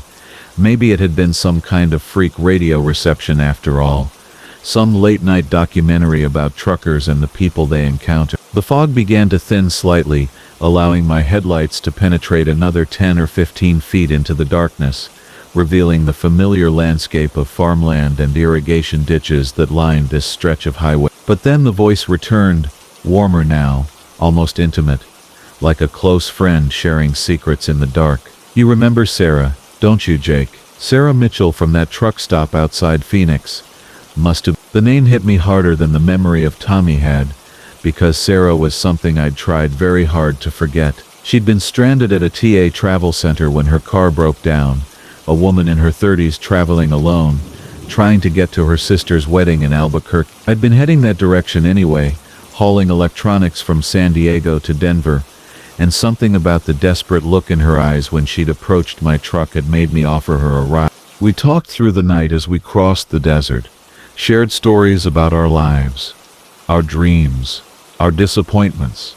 She'd been recently divorced, starting over in a new city, carrying everything she owned in 2 suitcases and a canvas bag. There had been a moment, somewhere near the New Mexico border, as the sun was coming up, when she'd fallen asleep against my shoulder, and I'd felt something I hadn't experienced in years. Not romance exactly, but a connection, a sense that maybe the road didn't have to be as lonely as I'd always assumed. I dropped her off at the church in Albuquerque, helped her carry her bags to the entrance, and watched her disappear into the crowd of wedding guests in her wrinkled traveling clothes and grateful smile. She'd written down my cell phone number, promised to call, but the call never came. After a few weeks, I'd convinced myself it was better that way. Truck drivers and normal people, we lived in different worlds, kept different schedules, wanted different things from life. She wrote your number on a piece of paper, kept it in her purse for months, but she was afraid you'd think she was just some desperate woman trying to latch onto the first kind face she'd seen. She never forgot you, Jay. Never forgot the way you treated her like she mattered, like she was worth helping. The fog began to thicken again, and I realized I was crying, tears streaming down my face without sound or warning. The voice in the passenger seat continued to speak, telling me things about Sarah that I had no way of knowing, details about her new life, her new job, the small apartment she'd found near her sister's house. It spoke with the authority of absolute truth, painting a picture of a woman who had rebuilt her life from nothing, who had found happiness and purpose, who still thought kindly of the truck driver who had appeared at exactly the right moment and asked for nothing in return. She works as a nurse now, the voice said, and I could almost hear the smile in its words. Pediatric ICU at University Hospital. She tells people she learned something about kindness from a stranger on the highway, learned that sometimes the best thing you can do is simply show up when someone needs help. The tears made the fog even more obscure, turning my headlights into useless starbursts of light. I pulled over at the next rest area, a small paved turnout with a couple of picnic tables and a broken vending machine, and sat in the idling truck trying to make sense of what was happening. The passenger seat looked exactly as it always had, empty and worn, with a coffee stain on the armrest, and a small tear in the leather near the headrest. Echoes on the airwaves. From Marcus Tester. The old Peterbilt's radio had been acting up for weeks, cycling through static and dead frequencies with a mind of its own. I'd been meaning to get it fixed when I rolled through Denver, but the garage was backed up and I couldn't afford to lose a day's pay sitting around waiting for parts. So there I was, 3 hours into my overnight haul from Colorado Springs to Kansas City, listening to nothing but white noise and the steady rumble of my diesel engine cutting through the mountain darkness. It was one of those crystalline autumn nights where the air felt thin and sharp, and every star seemed close enough to pluck from the black velvet sky. The highway stretched before me like a ribbon of reflected moonlight, winding through pine forests that pressed close on both sides. I'd driven this route maybe 100 times over the past 5 years, hauling everything from construction equipment to furniture, but tonight something felt different. Maybe it was the way the shadows seemed deeper between the trees, or how my headlights caught occasional glimpses of movement that turned out to be nothing but swaying branches. I was adjusting the volume knob for the 20th time, hoping to catch even a whisper of music or talk radio to keep me company, when the static suddenly cleared. A warm, golden voice flowed from the speakers, smooth as honey and twice as sweet. You're listening to KDRM, your soundtrack for the long road home. This is Danny Morrison, bringing you the best hits from days gone by. The DJ's voice had that timeless quality you used to hear on late-night radio, back when disc jockeys were storytellers, and every song came with a memory attached. He launched into a Patsy Cline number that had me humming along, the melody weaving through the engine noise like an old friend. That was the incomparable Patsy Cline with Crazy. Danny's voice returned as the last notes faded, a song that still breaks hearts more than 60 years after it was recorded.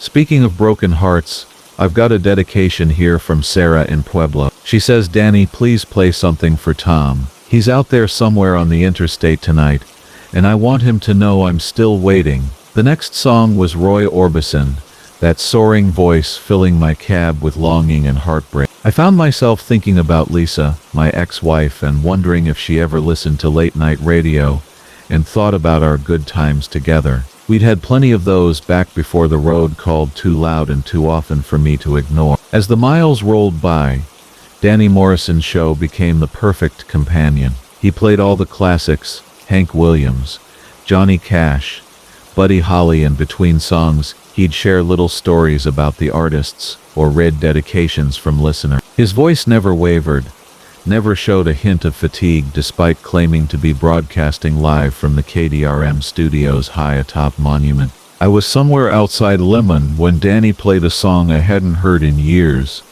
In the Still of the Night by the Five Satins. My grandfather used to play that record on his old turntable when I was a kid, and hearing it now brought back memories of summer evenings on his porch, watching fireflies dance in the gathering dusk. "That takes me back," Danny said when the song ended, as if he'd been reading my thoughts. Fred Paris wrote that song in the basement of a church in New Haven, Connecticut, never dreaming it would become a timeless classic. Music has a way of connecting us across time and space, doesn't it? Speaking of connections, I've got another dedication. This one's from someone who calls himself Colorado Trucker. He says, "Danny, I'm listening to you right now, somewhere between the mountains and the plains. Play something that'll keep me awake until dawn." My hands tightened on the steering wheel. I hadn't called in any dedication. Hell, I wasn't even sure how someone would call KDRM. I hadn't heard Danny mention a phone number, and I'd been listening for over an hour. But before I could puzzle over it too much, the opening chords of Ghost Riders in the Sky began to play, and I found myself swept up in the haunting tale of cursed cowboys forever chasing phantom cattle across an endless sky. The music seemed to sync perfectly with the landscape rolling past my windshield. When Danny played train songs, I'd catch glimpses of abandoned railway bridges spanning dark ravines. When he spun a cowboy ballad, the silhouettes of distant buttes would loom against the starlit horizon like sleeping giants. Danny had just finished playing the Tennessee Waltz, and was telling a story about how the song had knocked Patti Page's "I Went to Your Wedding" off the top of the charts, and the details were incredibly specific.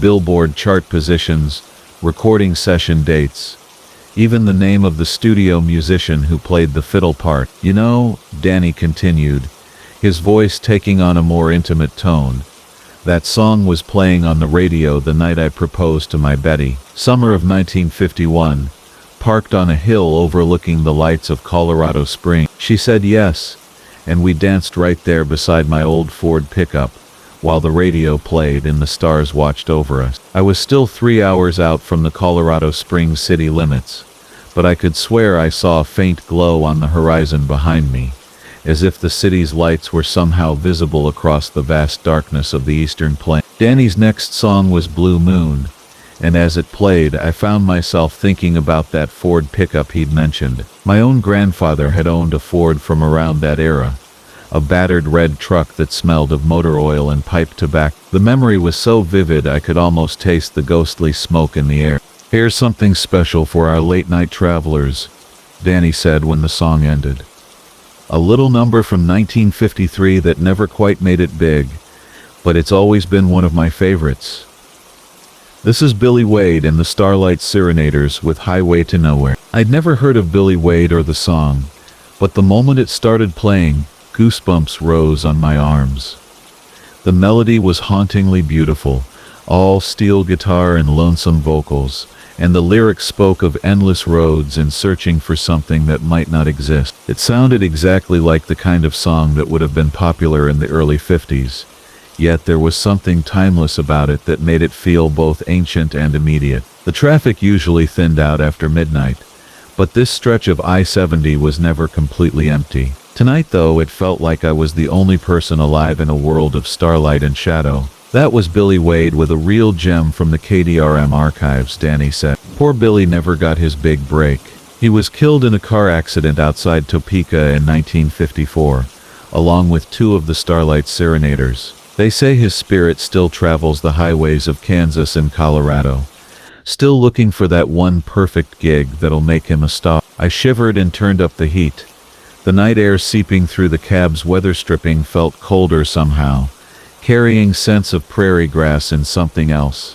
Something that reminded me of old churches and forgotten graveyards. Danny continued his show, playing song after song from the late 40s and early 50s. But as the hours passed, I began to notice other oddities. The commercials were all for businesses and products that didn't exist anymore. Drugstores advertising malted milks for 15 cents.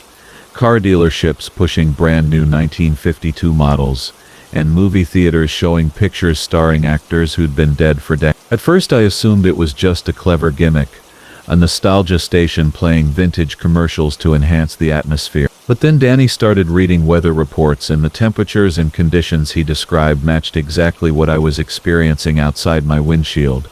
Clear skies, 28 degrees, light wind from the northwest. How could a station playing recorded shows from 70 years ago nail the current weather so perfectly? Time now for traffic and weather together, Danny announced around 3:30 in the morning. It's a beautiful night for driving out there, folks. Clear visibility, dry roads, and not much traffic to speak of. I do want to give a heads up to our trucker friends, though. There's been a report of some kind of disturbance near the Limon exit. Details are sketchy, but it sounds like there might be an overturned vehicle blocking the eastbound lanes. Take it easy through there and keep an eye out for emergency vehicle. The cargo that remembers. From Marcus Delacroix. The first time I heard it, I thought it was just the trailer settling on uneven pavement, the way freight sometimes shifts and groans when you take a curve too fast on these back highways that snake through the Appalachian foothills. The sound came as I eased my 18-wheeler around a sweeping left turn near Beckley, West Virginia, a low, mournful sound that seemed to rise from somewhere deep in the belly of my trailer. I'd been hauling for 23 years, long enough to know every sound a truck should make and most of the ones it shouldn't. But this was something different entirely. The manifest said I was carrying medical equipment from a pharmaceutical warehouse in Baltimore down to a research facility in Atlanta.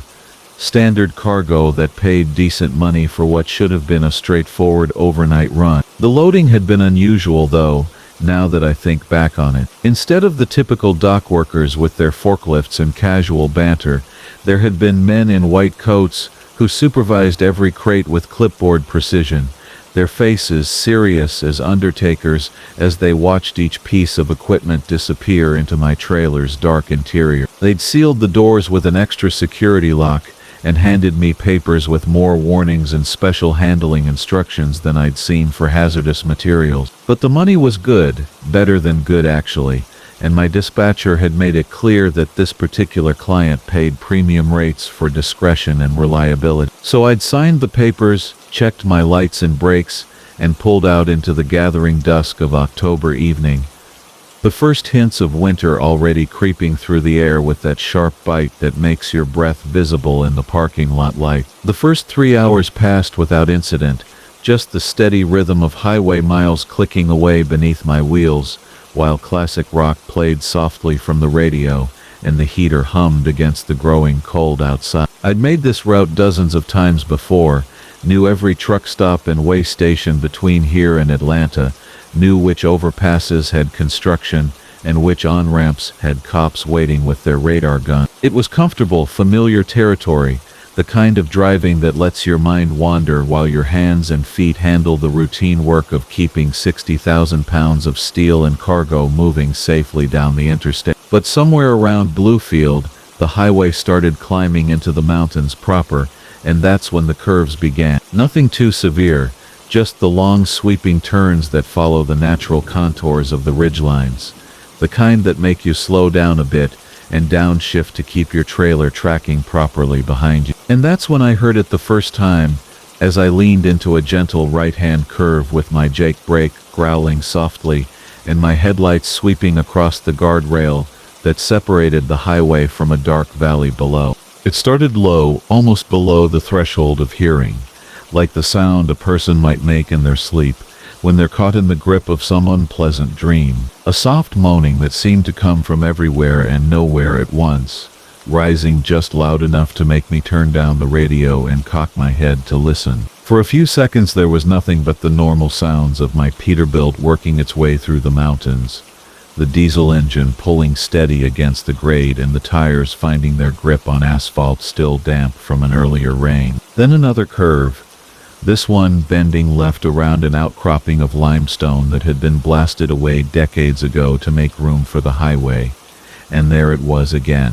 Longer this time, more distinct, definitely coming from somewhere behind me in the trailer. A sound that made the hair on the back of my neck stand up and my hands tighten on the steering wheel, though I couldn't say exactly why. It wasn't particularly loud or threatening, just wrong somehow, like hearing a voice calling your name from an empty house. I pulled into a truck stop at the next exit, a place called Mountain View that sat on a ridge overlooking miles of dark forest, stretching away toward Tennessee. The parking lot was mostly empty except for a couple of other long haulers catching some sleep in their cabs, and a lone pickup truck near the diner where a neon sign buzzed and flickered against the window. I backed into a spot at the far end of the lot, set my brakes and climbed down to take a look at my trailer. I walked around the trailer anyway, checking the tires and running my flashlight along the sides, looking for anything that might explain the sound. But everything looked normal, just another 53-foot box trailer,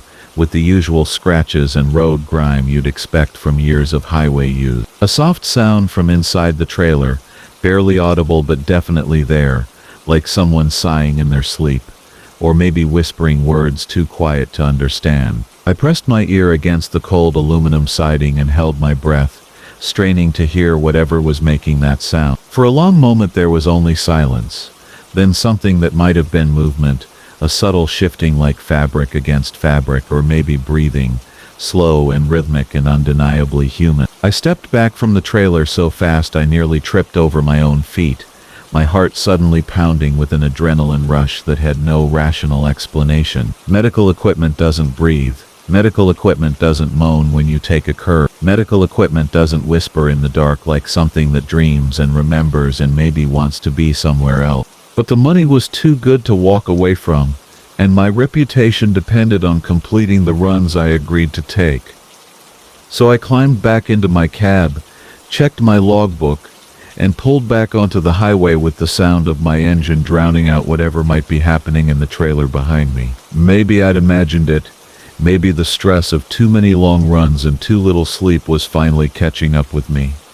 Maybe there was a perfectly reasonable explanation for sounds that seemed to come from cargo that should have been silent as the grave. The highway dropped down from the mountains into the rolling hills of Southwest Virginia, and for a while the curves were gentler, long sweeping bends that barely registered on the steering wheel. The moaning stopped, or at least became too quiet to hear over the road noise and the radio that I'd turned back up to fill the silence. I began to relax a little to convince myself that whatever I'd heard had been nothing more than the normal sounds of freight settling and shifting, amplified by imagination and the strange acoustics of an empty highway at night. But then the road began to curve again, as it followed the path of some ancient river valley, and the sounds returned, not just moaning now, but something that sounded almost like words, like someone trying to speak through a throat that had forgotten how to form consonant and vowel. I turned off the radio entirely and drove in silence,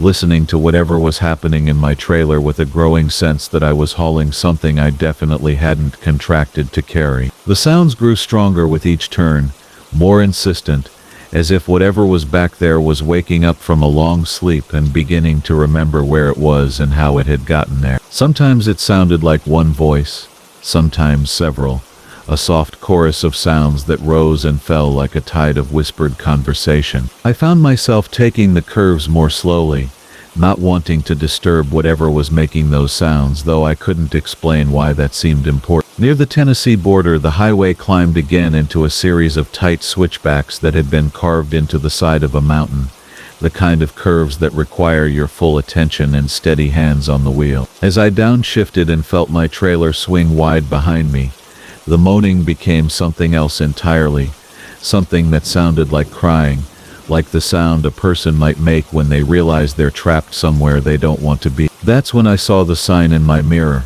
a reflection of letters painted on the side of my trailer that I was certain hadn't been there when I'd done my pre-trip inspection. Words that glowed faintly in the red light from my taillights, though I couldn't make out what they said. I tried to adjust my mirrors to get a better look, but the curve demanded my attention, and by the time I reached the straight section, the words had faded or disappeared entirely. By the time I reached the outskirts of Atlanta, the sounds from my trailer had become almost constant, a low murmur of voices that seemed to be having conversations among themselves. I could hear them even over the engine noise and the sound of traffic around me, a chorus of whispers that rose and fell like breathing. When I finally reached the delivery address, a nondescript warehouse in an industrial section of the city, I was honestly relieved to be getting rid of whatever I'd been carrying.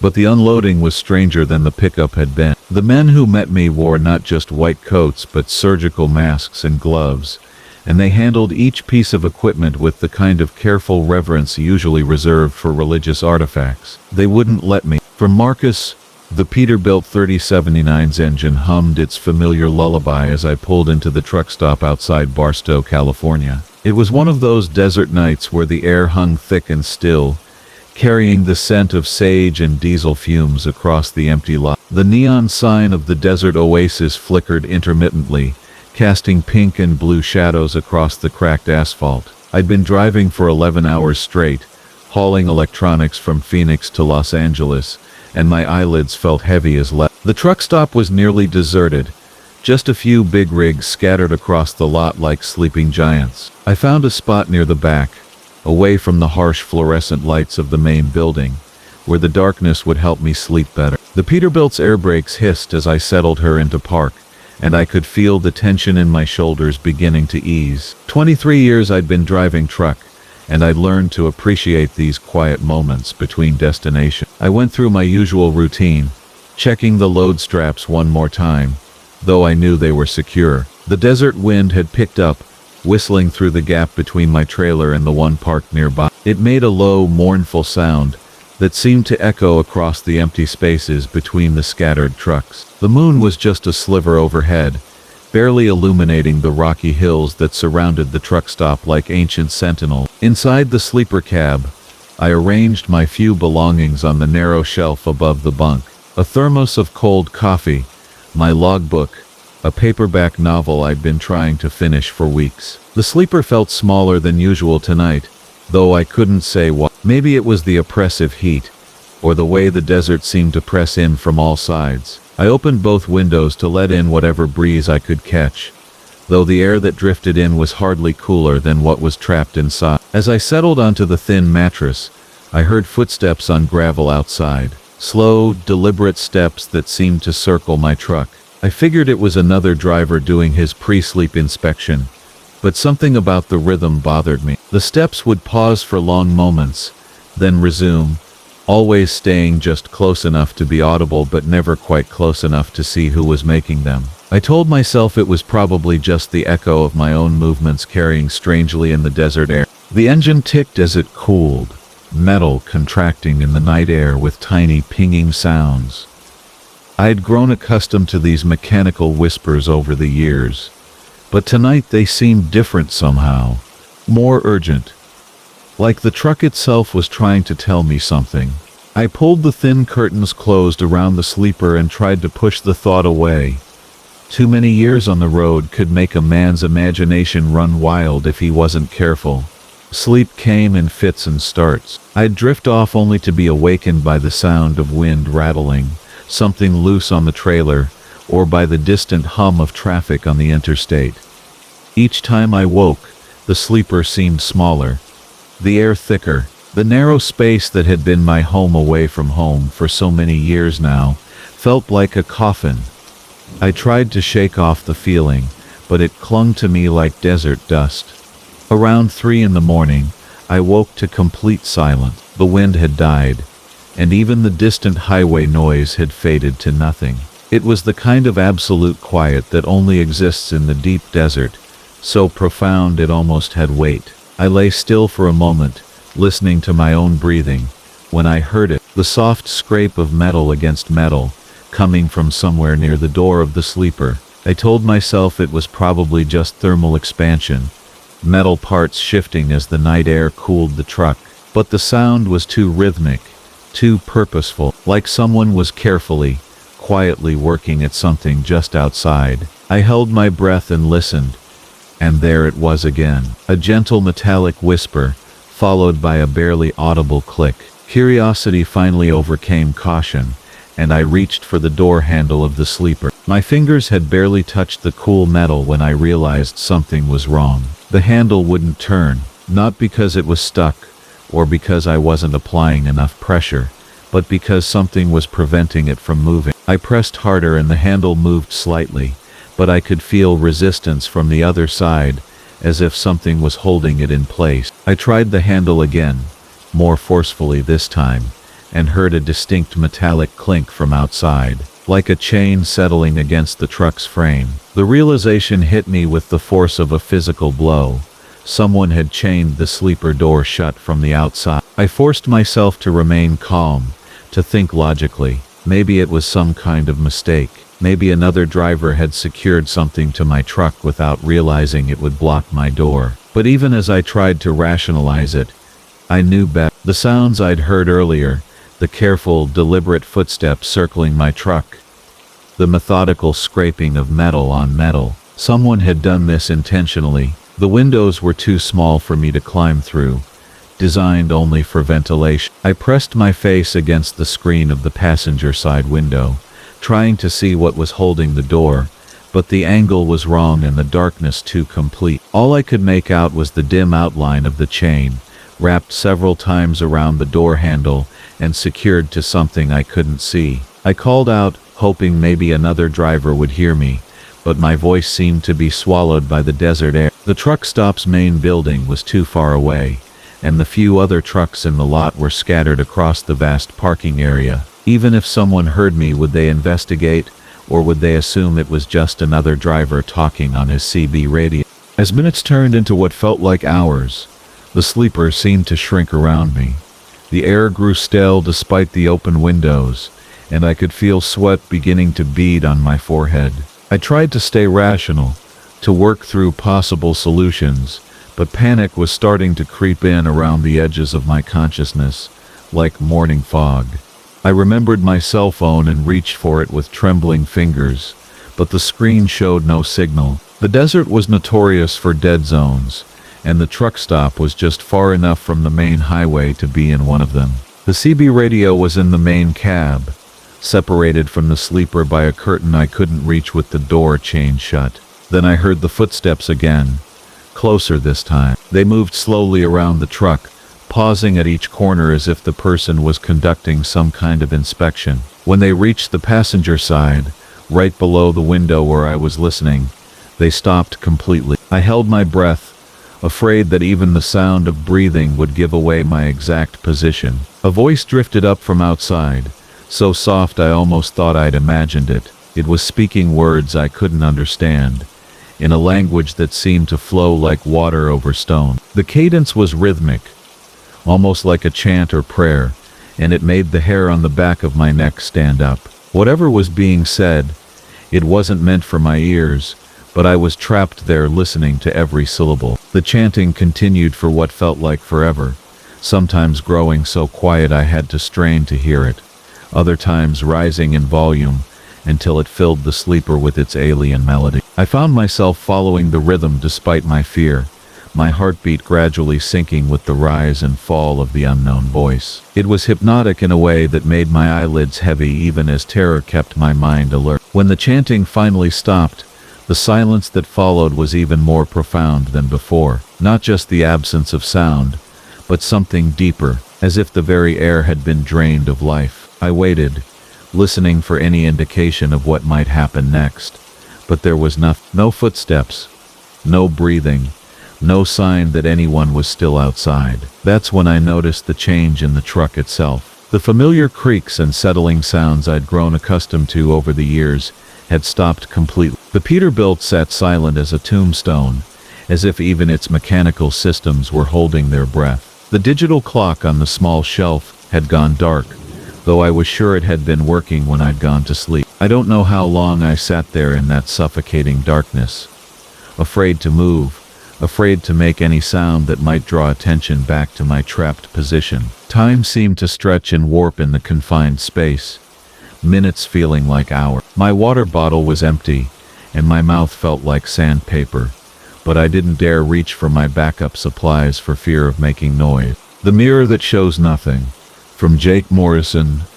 The rain had been my companion for the better part of 300 miles, drumming a steady rhythm against the windshield of my Peterbilt as I carved through the darkness of Interstate 80, somewhere in the middle of Nebraska.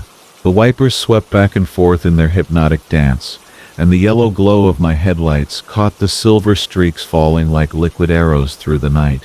It was the kind of weather that made you grateful for the warm cab of a long-haul truck, even if that warmth came with the persistent hum of diesel and the gentle vibration that worked its way up through the floorboards and into your bones. I'd been driving for Watson Freight for almost 15 years, hauling everything from electronics to furniture across the continental United States, and I thought I'd seen just about every strange thing the highways had to offer. Dead animals that seemed to move in your peripheral vision, hitchhikers who vanished when you looked twice, truck stops where the coffee tasted like it had been brewed with water from some forgotten underground river. But what happened that night on a lonely stretch of road outside North Platte changed the way I look at reflections forever. The first sign that something was different came when I pulled into a rest stop that shouldn't have existed. I'd driven this route dozens of times before, knew every exit and every landmark like the back of my weathered hands, but there it was nestled between two familiar overpasses. A small truck stop with a single flickering neon sign that read Mirror Lake Travel Plaza. The name struck me as odd because there wasn't a lake for miles in any direction, just endless plains stretching toward horizons that seemed to swallow the distance whole. My fuel gauge was hovering near empty, and the next truck stop I knew of was still 40 miles down the road. The rain was getting heavier too, turning from a steady patter into something more insistent, more demanding. So I pulled into the gravel lot, listening to the crunch of stones beneath my tires and watching the neon sign flicker through shades of blue and pink that seemed somehow wrong in the darkness, like colors that didn't belong in the natural world. The building itself was small and unremarkable, painted white, but stained with years of weather and neglect. A few other trucks were parked in the lot, their running lights glowing like distant stars, their drivers presumably inside grabbing coffee or catching a few minutes of rest. The fuel pumps were old-fashioned, the kind with mechanical numbers that rolled over with clicking sounds, and as I pulled up to one of them, I noticed how quiet everything seemed, despite the rain and the distant hum of idling engine. Inside the travel plaza, fluorescent lights buzzed overhead with that particular frequency that always made my teeth ache. The clerk behind the counter was an elderly woman with silver hair pulled back in a tight bun, and she smiled at me with the kind of professional warmth that comes from years of greeting strangers in the middle of the night. The coffee was fresh, which was more than I could say for most places along this route, and I helped myself to a large cup while glancing around at the typical truck stop fare: energy drinks, beef jerky, and magazines that nobody read anymore but somehow still appeared on every rack. It was when I was walking toward the restroom that I first noticed the mirror. It hung on the wall near the back of the store, positioned so that it should have reflected the entire front section, including the counter and the entrance. The frame was ornate, made of what looked like dark wood carved with intricate patterns that seemed to shift and move when you weren't looking directly at them. But what stopped me cold wasn't the frame itself, it was what the mirror showed, or rather what it didn't show. Looking into that mirror was like peering into a void. Not darkness exactly, but an absence of everything.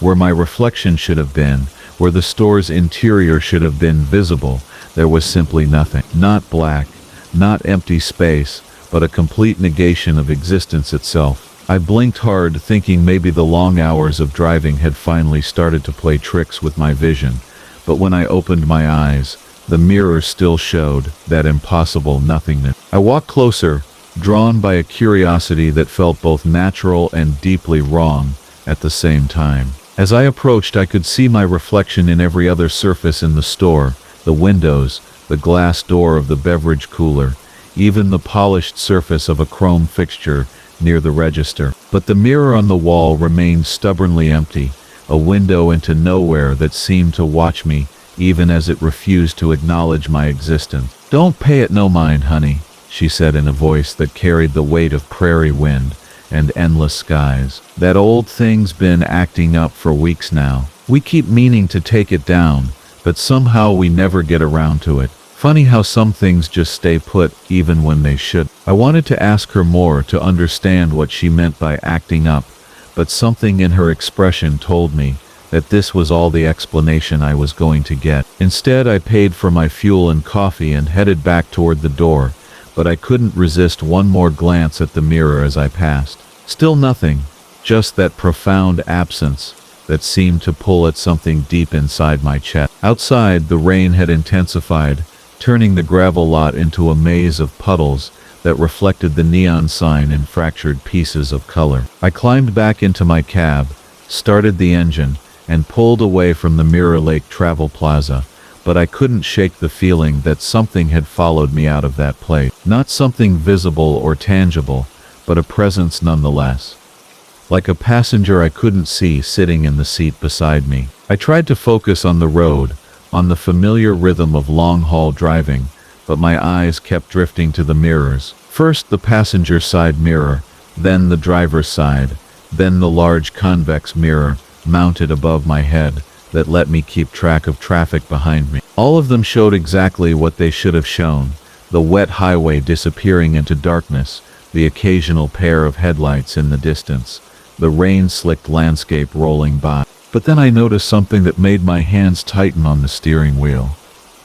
In the passenger side mirror there was a stretch of road that looked different from what I was actually driving on. Where the real highway was straight, the reflected road curved gently to the left. Where the real landscape was flat Nebraska farmland, the reflection showed rolling hills and dense forests. It was as if the mirror was showing me a different route entirely, a parallel highway that existed in some other version of the world. I pulled over at the next opportunity, a wide shoulder beneath an overpass, where I could park safely and try to make sense of what I was seeing. With the engine idling and the wipers still fighting the rain, I studied each mirror carefully. The driver's side mirror showed the correct reflection, the highway stretching back the way I had come, but the passenger side mirror continued to display that other road, that impossible landscape that had no business existing in the middle of Nebraska. The convex mirror above my head was the most disturbing of all.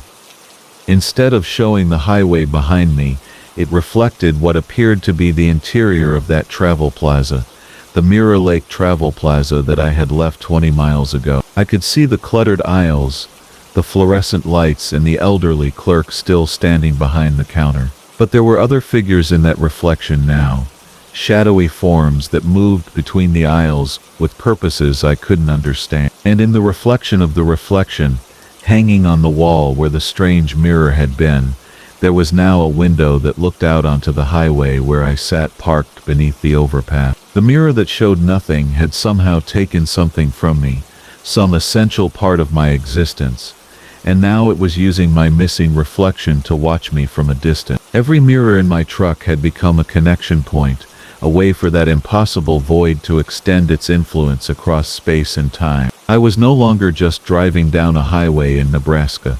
I was simultaneously present in that travel plaza, trapped in a web of reflections that defied every natural law I thought I understood. I tried to rationalize what I was seeing, to find some logical explanation for mirrors that showed impossible things. Maybe it was fatigue, maybe it was some kind of optical illusion, caused by the rain and the darkness and the endless hours of drive. But deep down I knew that something fundamental had changed when I looked into that mirror that showed nothing, as if by acknowledging its existence, I had opened a door that could never be completely closed. The engine rumbled beneath me as I pulled back onto the highway, but now every reflection seemed suspect. The wet pavement threw back distorted images of my headlights.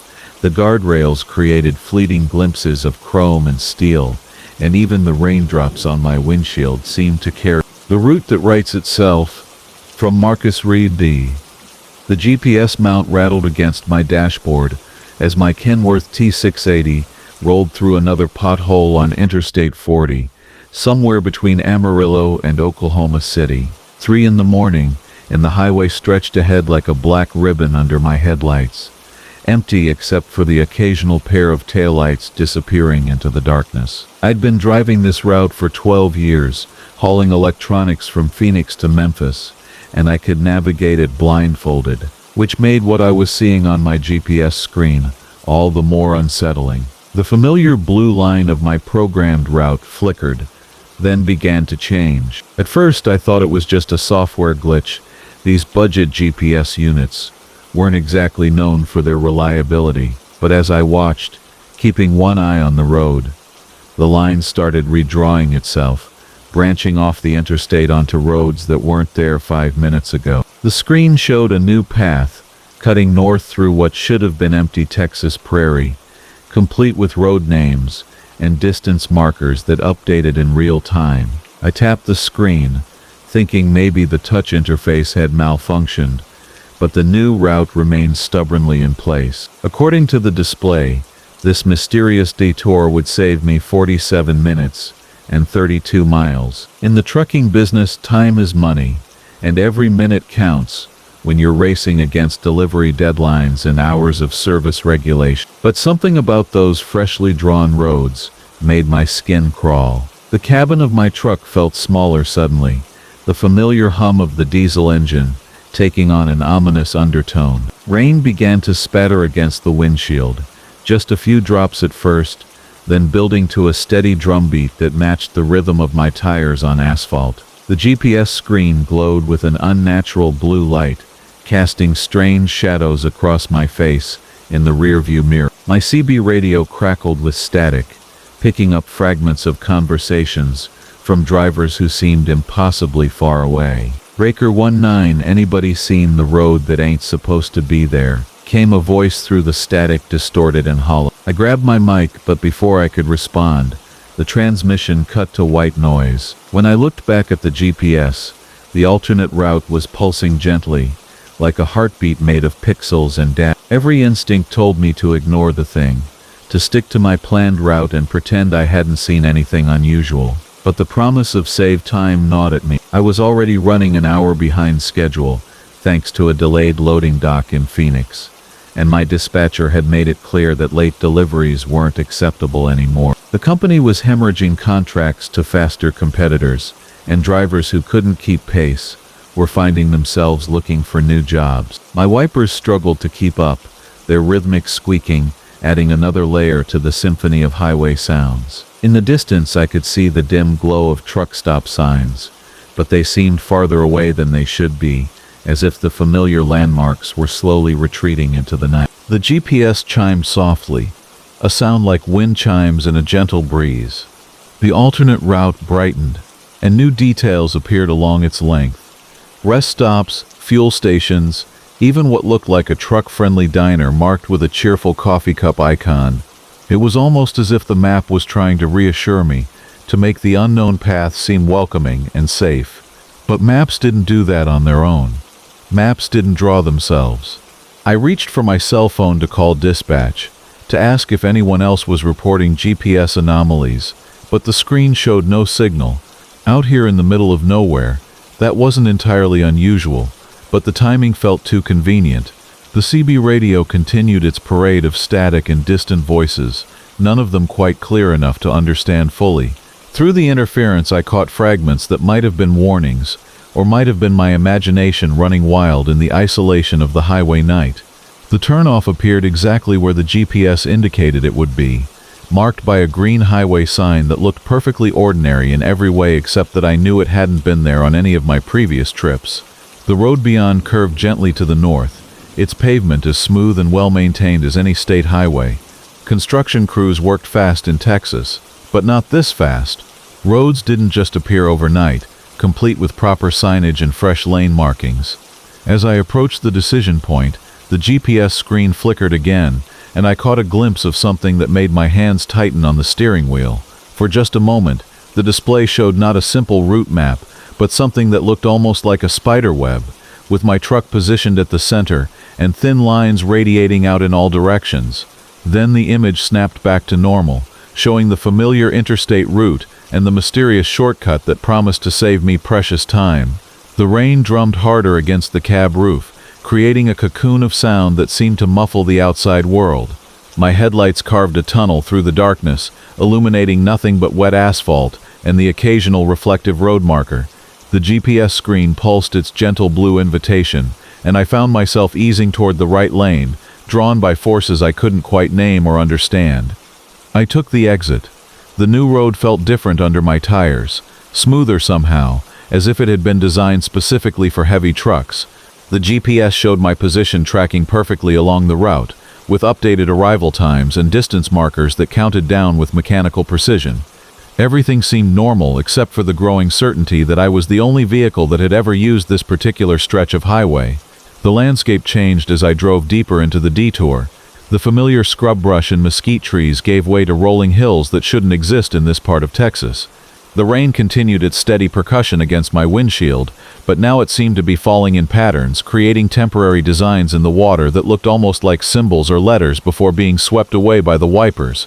My CB radio caught a clearer transmission, a woman's voice speaking in measured tones. The road remembers everything that travels on it, every truck, every driver, every choice made in the darkness between destinations. Before I could respond, the signal faded back to static, leaving me alone with the sound of rain and wind and the steady thrumming of my engine. The GPS chimed again, and new routes began appearing on the screen, branching off from my current path like veins or tributaries.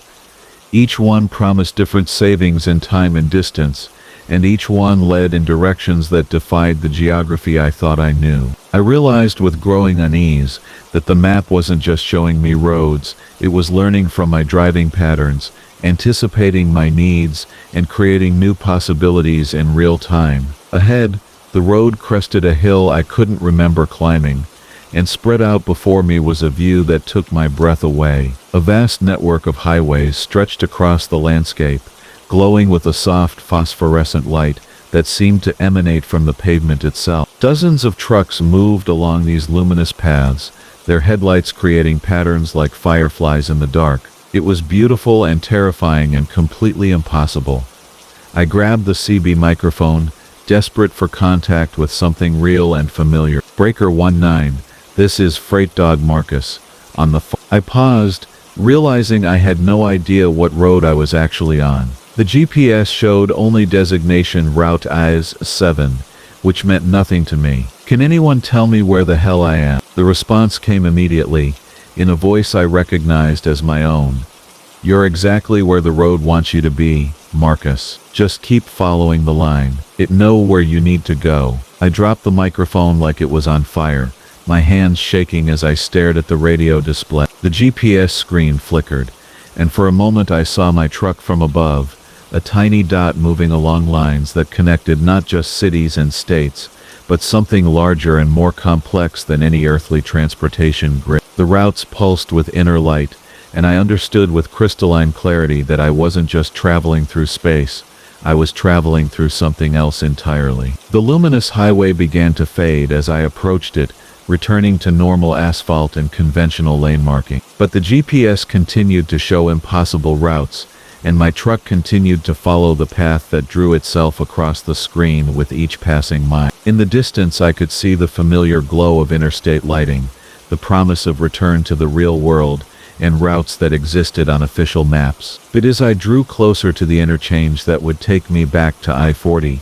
I noticed something that made my blood run cold. The GPS was saving the route I'd just traveled, storing it in memory as a permanent alternate path. And if I looked closely at the screen, I could see other stored routes, dozens of them, each one labeled with dates and driver names I didn't recognize. The road that had drawn itself for me was drawing new paths for others, learning and growing, and expanding its reach with every truck that answered its subtle invitation. The voice in the gale.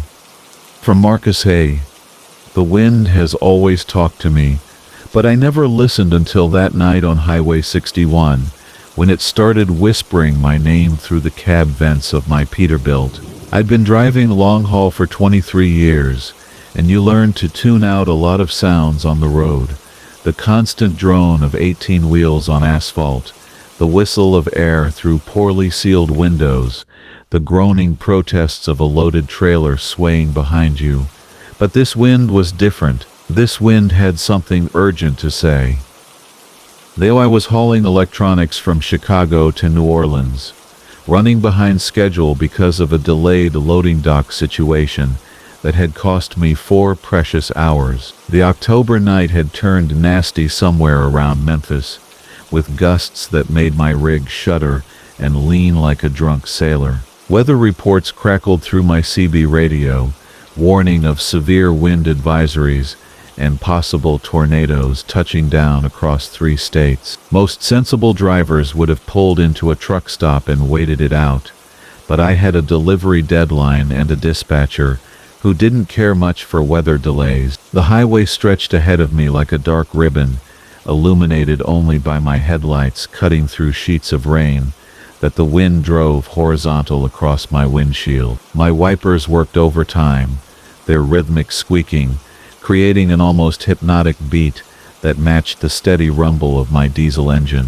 Mile markers flashed past in the darkness, each one bringing me deeper into the storm's embrace. The radio had turned to static an hour ago, and even my CB had gone quiet, unusual for a Friday night, when truckers typically chattered to pass the time and share road conditions. That's when I first heard it, threading through the howl of wind around my cab, like a silver wire through black cloth. A voice, faint but unmistakably calling my name. Marcus.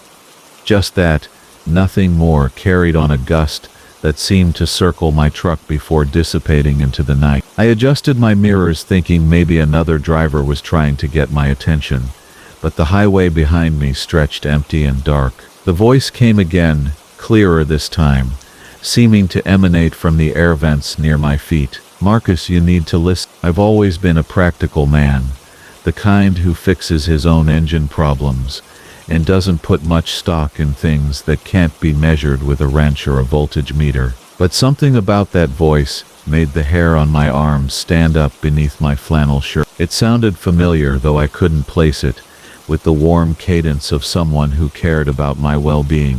The wind outside intensified, rocking my trailer and making the whole rig groan with the strain of staying upright. Exit 24/7, the voice whispered through the vents, and I felt a chill that had nothing to do with the October air seeping through my door seals. Don't take exit 24/7, Marcus. Promise me you won't take that exit. I glanced at my GPS display, noting that exit 24/7 was still 30 miles ahead, my planned fuel stop before the final push to New Orleans. I'd been counting on that particular truck stop because it was the last chance for fuel at competitive prices, before hitting the expensive stations closer to the city. The voice faded as another gust buffeted my cab, but the unease it left behind settled in my chest like a cold weight. I tried to rationalize what I'd heard.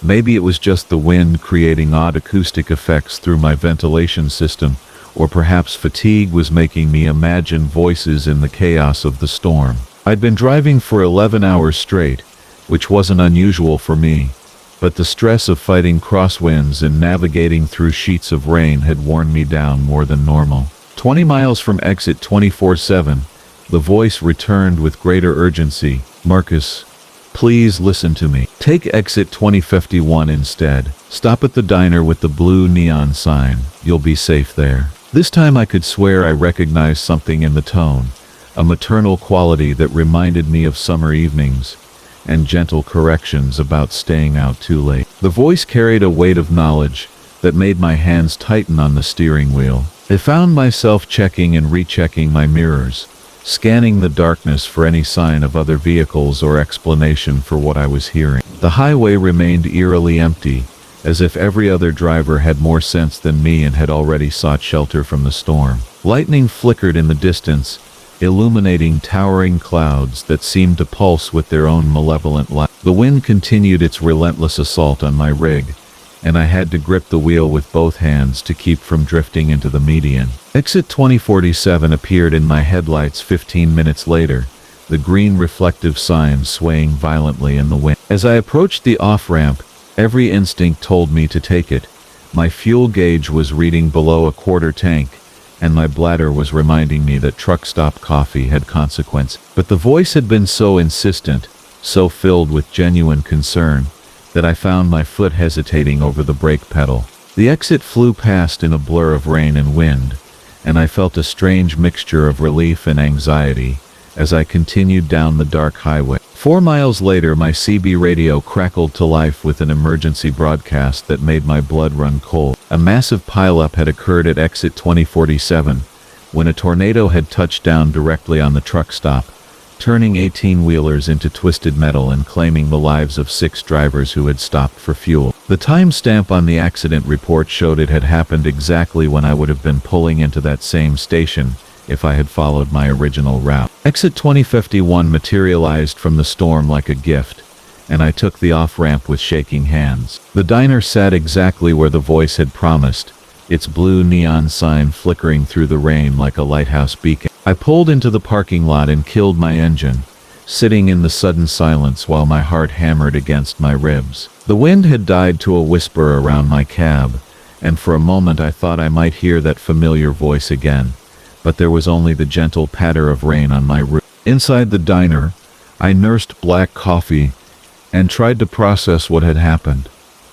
The waitress, a kind-faced woman in her 60s, refilled my cup without being asked and commented on how lucky I was to have missed the terrible accident at 20. Lost a lot of good drivers tonight, she said sadly. But, you know, it's funny, 3 other truckers came through here in the last hour, all saying they changed their plans at the last minute because something told them to skip that exit. I spent the night in my sleeper berth, listening to the wind as it gradually calmed to gentle gusts that barely rocked my trailer. But even in the quiet, I found myself straining to hear that voice again, wondering who had reached out to me through the storm and how they had known what lay ahead. Sleep came fitfully, filled with dreams of maternal warnings and narrow escape. Morning brought clear skies and the resumption of normal radio chatter from other drivers, getting back on the road. I completed my delivery to New Orleans without incident, but the memory of that voice stayed with me like a song I couldn't quite remember, but couldn't entirely forget. Over the following weeks, I found myself paying closer attention to the sounds my truck made, the way air moved through the vents, the subtle variations in engine noise that I'd previously ignored. 3 months later, on another stormy night in a different state, the wind began whispering again. This time it warned me about a bridge that would wash out 20 minutes after I crossed it. And again I listened, detouring onto back roads that added hours to my journey, but kept me alive. The voice was becoming clearer each time, and I was finally beginning to recognize its source.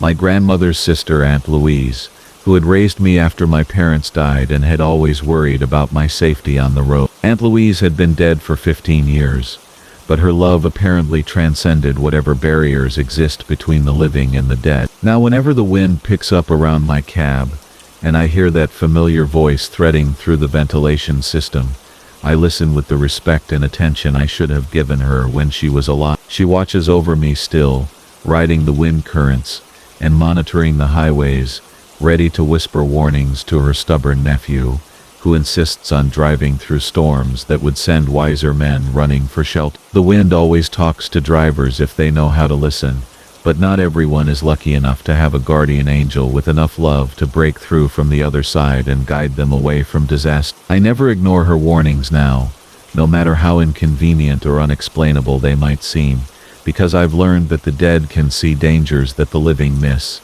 and love finds a way to protect us, even from beyond the grave. The Weeping Tank, from Marcus. The first time I heard it, I thought it was wind through a loose panel, or maybe hydraulic fluid dripping onto hot metal. After 30 years hauling freight across the Continental Divide, you learn to distinguish every sound your rig makes, every vibration that travels through the steel and chrome that keeps you alive on these endless highways. But this sound was different, softer somehow, almost human in its rhythm. It came from somewhere beneath me, deep in the belly of my Peterbilt, and it sounded like weeping. I was 3 days into a cross-country run from Phoenix to Portland, carrying a load of manufacturing equipment that had kept me running heavy through Nevada's desert corridors. The October night was crisp and clear, with stars scattered across the sky like scattered salt on black velvet. My CB radio crackled occasionally with distant chatter from other drivers, their voices fading in and out as we passed like ships in the darkness. The familiar hum of my engine provided its usual comfort, that steady diesel heartbeat that had lulled me through countless miles of American asphalt. But underneath that mechanical symphony, barely audible above the road noise and wind, came that strange sound. It started around midnight as I climbed through the Sierra Nevada foothills, a soft rhythmic sobbing that seemed to emanate from somewhere near my fuel tanks. At first I convinced myself it was nothing more than road fatigue playing tricks on my ears, the way long-haul drivers sometimes hear voices in the engine noise, or see faces in the headlight patterns of oncoming traffic. I pulled over at a truck stop outside Reno to fuel up and walk around the rig, checking for loose panels or damaged equipment that might explain the noise. The fluorescent lights buzzed overhead, casting harsh shadows across the asphalt as I ran my hands along the aluminum fuel tanks mounted behind the cab. Everything felt solid and secure, no loose brackets or damaged housings that might create unusual sound. The tanks themselves were nearly full after my stop in Phoenix, and they showed no signs of leaks or structural damage. Yet, as I stood there in the artificial daylight of the truck stop, I could swear I heard it again, that soft weeping sound, carried on the night breeze. Other drivers moved around their own rigs with practiced efficiency, performing their own pre-trip inspections and maintenance routines, but none of them seemed to notice anything unusual. A driver from Oklahoma nodded to me as he finished checking his trailer tandems, and we exchanged the brief pleasantries that mark the fraternity of the road, but his manner suggested nothing out of the ordinary about the night or the sounds it carried. I climbed back into my cab and continued west, trying to focus on the familiar routine of gear changes and mirror checks. But the weeping sound grew more distinct as the miles passed. It rose and fell with a rhythm that suggested breathing, punctuated by what sounded almost like whispered words too faint to understand. The sound seemed strongest when I was climbing grades or accelerating, as if the fuel flowing through the lines was somehow connected to whatever was creating this mysterious lament. By 3 in the morning, I could no longer convince myself it was mechanical. The weeping had taken on an almost conversational quality, with pauses and inflections that suggested meaning beyond mere random noise. I found myself straining to listen, trying to make out words in what increasingly sounded like a human voice speaking just below the threshold of comprehension. The desert landscape rolled past my windows in endless waves of sage and rock, illuminated briefly in my headlight beams before disappearing back into the darkness. But my attention remained focused on that haunting sound from below. Near the California border, I pulled into a rest area to try calling my dispatcher, but my cell phone showed no signal in the mountain shadows. The parking area was empty, except for a single car with Nevada plates and a travel trailer that looked like it had been there for days. I walked around my rig again, this time bringing a flashlight to examine every inch of the fuel system, but found nothing that could explain what I was hearing. The tanks themselves seemed solid and normal, their surfaces reflecting my flashlight beam in familiar patterns of curved aluminum and steel mounting brackets. It was coming from inside the fuel tanks themselves, a soft feminine voice that rose and fell with heartbreaking sadness. I could hear words now, or what sounded like words, spoken in a language I almost but not quite understood. The voice seemed to be telling a story, possibly about loss or separation,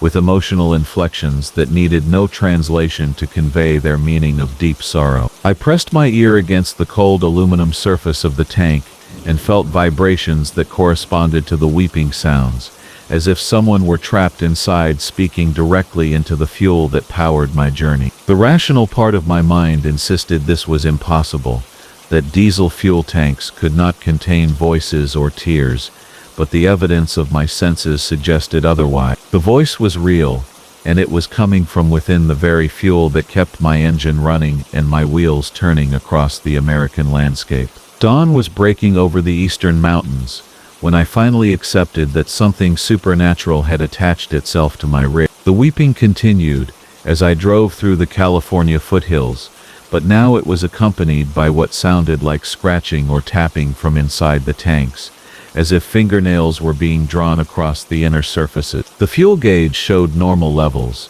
and the engine ran smoothly without any indication of contaminated fuel or mechanical problems. But the sounds grew stronger and more urgent with each passing mile. I tried tuning my radio to different stations, hoping to drown out the weeping voice, but static seemed to dominate every frequency, broken only by occasional bursts of what sounded like the same feminine voice speaking through the radio speaker. The words were clearer now, though still in that unknown language that conveyed emotion without literal meaning. She seemed to be calling for someone, repeating what might have been a name over and over with increasing desperation. The interstate descended toward Sacramento, through rolling hills covered with brown grass and scattered oak trees. But the familiar landscape felt alien now, as if the presence in my fuel tanks was changing the very nature of reality around my truck. Other vehicles on the highway seemed unusually distant, their headlights dim and their engine sounds muffled, as if I were traveling through a parallel version of the world where normal rules no longer applied. As I crested a hill overlooking the Central Valley, my fuel gauge suddenly dropped to empty despite having filled up less than 200 miles earlier. The engine began to sputter and lose power, forcing me to coast toward an off-ramp that led to a small agricultural town surrounded by orchards and farmland. I managed to reach a closed gas station before the engine died completely, leaving me stranded in the early morning silence, with only the sound of wind through power lines and that persistent weeping from my fuel tanks. I climbed down from the cab and approached the tanks with growing trepidation, unsure what I might find but unable to ignore the situation any longer. The weeping had become almost conversational, as if the voice were trying to communicate directly with me now that the engine noise was gone. I could hear what sounded like pleading, followed by soft sobs that seemed to echo from deep within the aluminum containers that should have held nothing but diesel fuel. Using a wrench from my toolkit, I carefully loosened the cap on the primary fuel tank, expecting to find it empty as the gauge indicated. But instead of air or fuel vapors, a sound like a sigh escaped from the opening, followed by what unmistakably sounded like the word help spoken in clear English. The voice was coming from inside the tank, impossible as that seemed, and it was speaking directly to me with an urgency that made my hands shake as I held the wrench. The rational explanations I had been clinging to evaporated like morning mist as I faced the undeniable reality that something or someone was trapped within my fuel system, carried along on my journey across the continent, like an unwilling passenger in a space that should not have been able to sustain any form of life. The sun climbed higher over the valley, bringing the promise of another hot California day, but I felt cold despite the warming air. The weeping continued from both tanks now, sometimes in harmony like a duet of sorrow, sometimes alternating as if two voices were having a conversation about their shared predicament. I tried calling for help on my CB radio, but received only static in response, as if the presence in my tanks was somehow interfering with normal communication. Hours passed as I waited at that abandoned gas station, hoping for another truck or a police patrol to happen by, but the rural road remained empty except for occasional farm vehicles that seemed to pass without noticing my stranded rig. The weeping voices grew stronger as the day heated up, and I began to make out what sounded like fragments of my own name mixed in with their incomprehensible language, as if they had somehow learned who I was during our mysterious journey together. As evening approached, I discovered that my fuel gauge was reading full again, despite the engine having died from an empty tank that morning. The backwards mile. From Jake Patterson.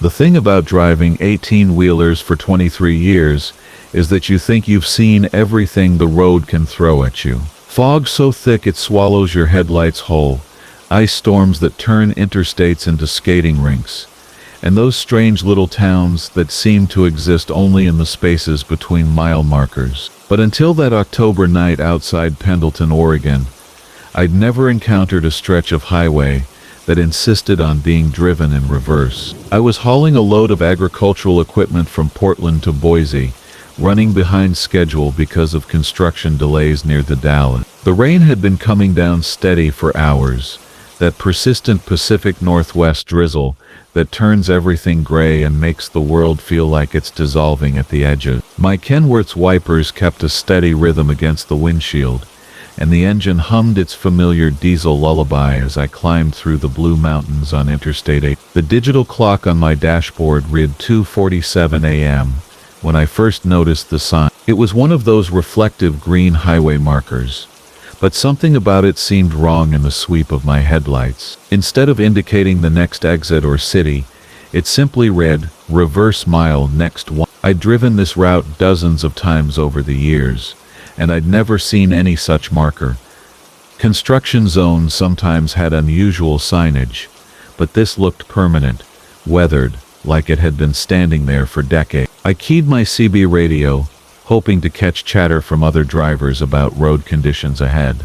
The radio crackled with static, but underneath the electrical noise I could swear I heard something else. It sounded almost like voices, but they seemed to be speaking backwards, syllables tumbling in reverse order, like a recording being rewound. I adjusted the squelch and tried different channels, but the phenomenon persisted on every frequency. That's when my truck began to slow down. Not the gradual deceleration you feel when you ease off the throttle, but something more deliberate, as if an invisible hand was pressing against my front bumper. I checked my gauges, thinking maybe I was having engine trouble, but everything appeared normal. Oil pressure good, coolant temperature steady, air brakes holding firm, yet my speedometer needle continued to drop from 65 to 50, then 40, then 30 miles per hour. I pressed harder on the accelerator, but the pedal felt strangely resistant, like pushing through thick honey. The engine RPMs climbed,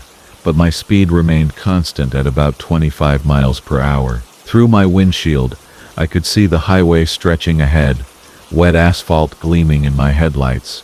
But something about the road surface looked different. The yellow center lines seemed somehow reversed, as if I was looking at them through a mirror. The sensation was so subtle at first that it took several minutes for my brain to process what my eyes were seeing. The mile markers I passed were increasing in number, rather than decreasing. A roadside reflector I'd noticed moments before came back into view on my right side. The rain on my windshield seemed to be falling upward, droplets flowing from the bottom of the glass toward the top. I tried to brake, but the pedal went straight to the floor with no resistance. I tried to steer, but the wheel turned freely without affecting my direction. My 40,000-pound rig was gliding backwards down the highway at a steady 25 miles per hour, and there was nothing I could do to stop it. The really disturbing part was how smooth it felt. There was no scraping of tires, no grinding of mechanical components fighting against their intended function. The truck moved backwards as naturally as it had been moving forward, as if the laws of physics had simply decided to reverse themselves for this particular stretch of road. Even my engine continued running normally, though I realized with growing unease that the diesel's rumble now sounded somehow inverted, like a recording played in reverse. I grabbed my CB microphone and tried to call for help, but my own voice came out backwards through the speaker, a stream of incomprehensible syllables that sounded like some ancient incantation. When I stopped talking, I could hear the reversed echo of my words bouncing back through the radio static, and somehow I understood them perfectly, even though they made no linguistic sense. Trees that should have been bare this late in October were suddenly full of leaves, but the foliage was falling upward, spiraling toward the sky in slow, graceful arcs. A deer that had been lying dead beside the road lifted its head and bounded backwards into the forest, its movements fluid and dreamlike in reverse. Even the rain began to fall more slowly, each droplet hanging in the air for a fraction of a second too long. They emerged from the darkness ahead of me or behind me depending on how you looked at it. 3 18-wheelers moving in perfect formation, all traveling backwards down the highway. Their headlights pointed toward me, but the light they cast was wrong somehow. Darker than it should be, as if the beams were absorbing illumination rather than providing it. I couldn't make out the drivers through their windshields, but I could see silhouettes hunched over steering wheels, and those silhouettes never moved, never shifted position, as if they were frozen in place. The one in the center was an old Peterbilt from the 1970s, its chrome bumper tarnished with age and its paint faded to primer gray. To its left was a vintage Freightliner with the kind of flat nose design they stopped making decades ago. The third truck was even older, possibly from the 1960s, its headlights round and dim like tired eyes. I tried to wave at the drivers, hoping for some acknowledgement, some sign that I wasn't completely alone in this reversed world. But the silhouettes never responded, never turned their heads in my direction. They just sat there, hands on their wheels, guiding their rigs through an eternal backwards journey. After the ghost convoy disappeared behind me, I began to notice other things. Mile marker posts were appearing faster now, which meant I was accelerating even though I hadn't touched the throttle. The reversed numbers on the green signs became a blur, counting upward towards some destination I couldn't imagine. The rain was falling so slowly now that individual drops seemed to hover in my headlight beams like suspended diamonds. Then I saw the truck stop. It materialized out of the darkness like a mirage, neon signs flickering in reverse patterns that hurt to look at directly. The parking lot was full of trucks, all facing backwards, their drivers presumably asleep in their cabs, while their rigs sat in reverse idle. Even the building itself looked wrong, as if it had been constructed backwards, with the exit doors where the entrance should be, and windows that showed darkness even though lights were clearly burning inside. I found myself steering toward the truck stop, though I wasn't consciously making the decision to turn. My Kenworth glided backwards into an empty parking space between two other rigs, and for the first time in what felt like hours, I came to a complete stop. The sudden silence was deafening after the constant backwards motion, and I sat in my cab for several minutes, trying to process what had just happened. My logbook had somehow revised itself, with entries appearing in backwards handwriting that recorded journeys I'd never taken to destinations I'd never heard of. According to the backward entries, I'd been driving this route for decades, always in reverse, always during the small hours of the morning when the world was quiet enough for the laws of nature to bend. I tried to start the engine so I could continue my journey, but the key wouldn't turn in the ignition. When I looked up at the truck stop's main building, I could see a figure standing in one of the backwards windows, watching me. The figure raised a hand in greeting, but the gesture looked wrong, as if they were waving goodbye instead of hello, or perhaps both simultaneously. That's when I realized the most disturbing truth of all. I wasn't trapped in the reverse mile. I was home. I've been sitting in this parking space for what feels like minutes or maybe years, watching other drivers arrive in their backwards rigs, all of them wearing the same confused expression I must have worn when I first entered this place. Some try to restart their engines and leave, but the ignitions never turn. Others get out and walk toward the building, but their footsteps carry them backwards to their trucks no matter which direction they try to go. The rain continues to fall upward, and my CB radio continues to transmit voices, speaking in reverse, drivers calling out for help in languages that only make sense when heard backward. The luminous downpour. From Marcus Chen T. The first drops hit my windshield just past midnight on Highway 89, glowing like fallen stars against the black glass. I'd been driving truck for 17 years, hauling everything from frozen goods to furniture across the continental United States, but I'd never seen rain that caught light the way this storm did.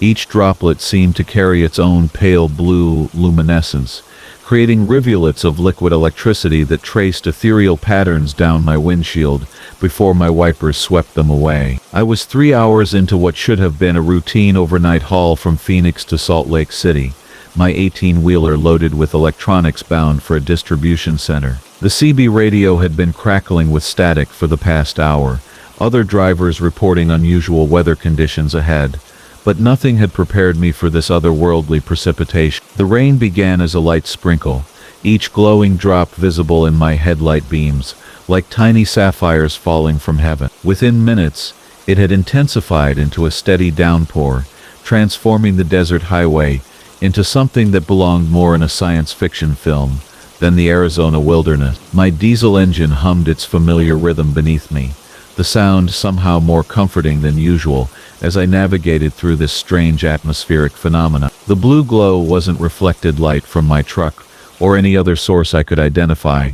It seemed to emanate from within the rain itself, as if each drop contained some form of bioluminescent energy. I reached for my CB radio to report what I was seeing, but the static had grown so intense that communication seemed impossible. The needle on my radio jumped erratically, as if the glowing precipitation was interfering with electronic signal. The highway stretched ahead of me like a ribbon of wet asphalt, painted with flowing streams of blue light. No other vehicles were visible in either direction, which struck me as unusual for this typically busy freight corridor. I glanced at my GPS display and noticed it was flickering intermittently, the screen occasionally showing my location as somewhere in the middle of empty desert miles from any marked road. I tapped the device with my finger, assuming the same interference affecting my radio was disrupting the satellite signal. The familiar desert scrub and distant mountain silhouettes seemed altered somehow, as if viewed through a distorting lens. Rock formations appeared more angular and imposing,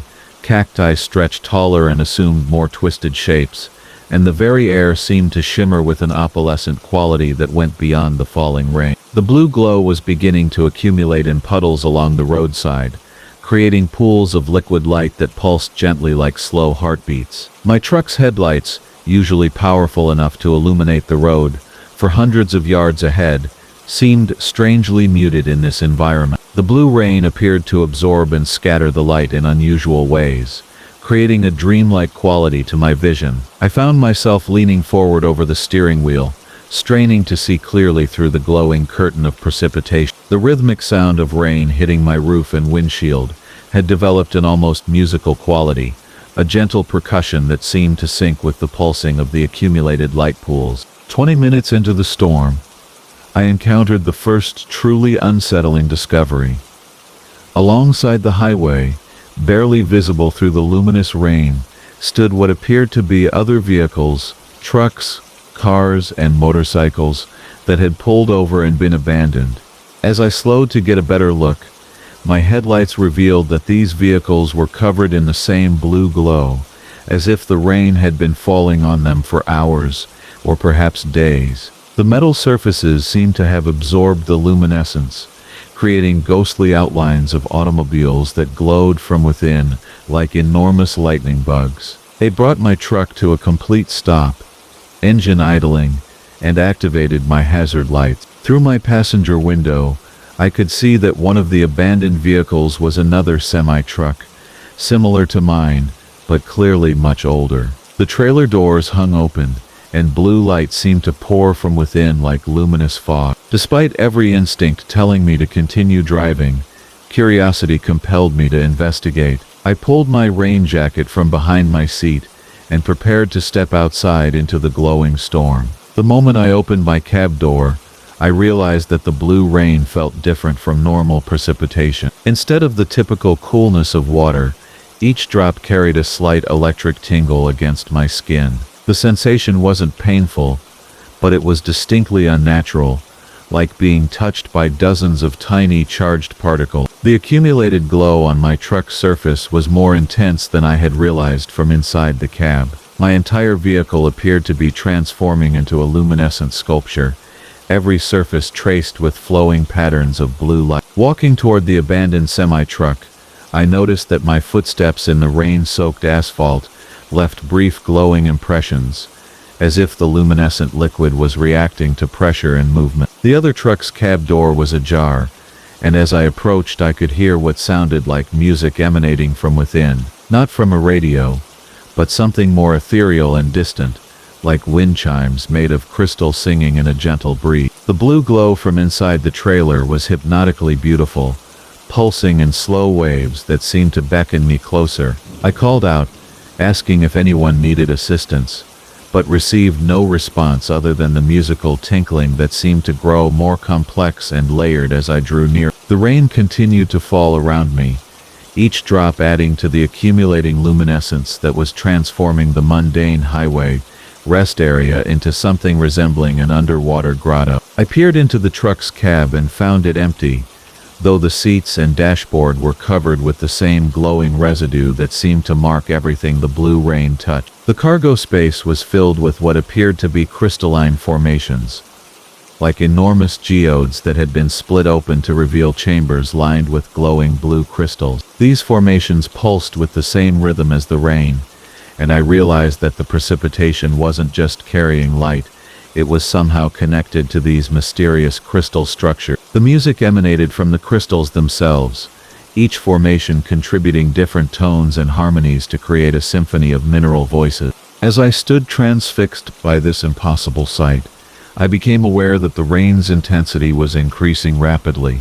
The blue glow was growing brighter and more concentrated, and I noticed that my own clothing and skin were beginning to emit the same luminescence. More alarming still, I felt a strange compulsion to approach the crystal formations, as if they were calling to me in harmonies only my subconscious could interpret. The tingling sensation from the rain was spreading through my body, and I realized with growing alarm that prolonged exposure to this phenomenon might have consequences I couldn't predict. Forcing myself to step back from the mesmerizing trailer, I noticed that several other abandoned vehicles had their doors and trunks opened, all revealing similar crystal formations in various stages of development. It appeared that whatever force was behind the blue rain had been collecting travelers along this highway for some unknown purpose. The crystals seemed to be growing, fed by the luminescent precipitation, and I began to suspect that the missing drivers had somehow become part of this alien cultivation process. The musical harmony from the crystals was becoming more insistent,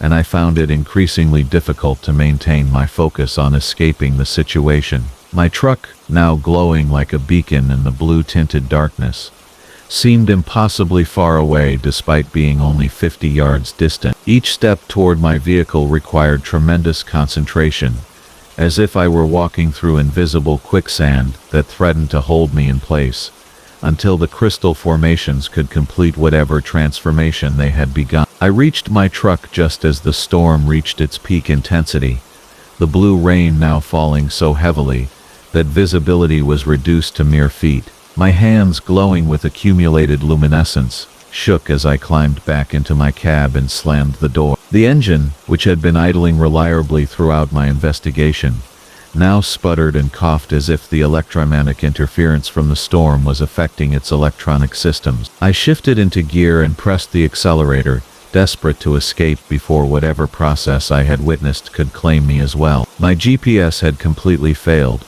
showing only static, and I was forced to follow the highway markers that appeared briefly in my headlight beams before vanishing again into the luminous curtain of rain. Behind me in my mirrors I could see the abandoned vehicles glowing like a constellation of earthbound stars, their crystal cargo pulsing in perfect synchronization with the falling precipitation. The storm pursued my truck for nearly an hour, the blue rain gradually diminishing in intensity and luminescence. As I put distance between myself and the crystal guard, my speedometer showed I was maintaining highway speeds, but the landscape rolling past my windows suggested I was covering far more ground than should have been possible. Rock formations and highway markers blurred past as if I were traveling through a compressed section of geography, where miles folded in on themselves like origami. The miles we have left. From Jake Morrison.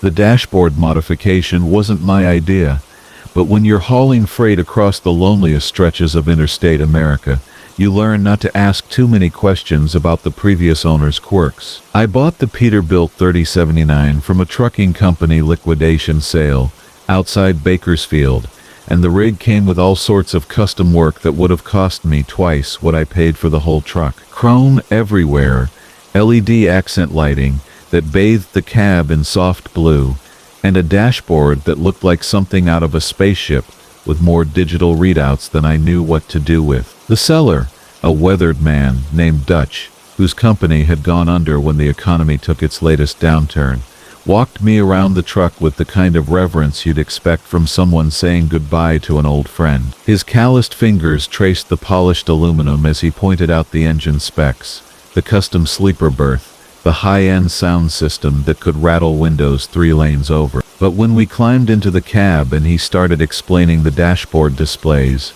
his voice took on a different quality, something I couldn't quite place at the time but would come to recognize as warning. Most of the gauges were standard issue, even if they were dressed up in fancy digital housing.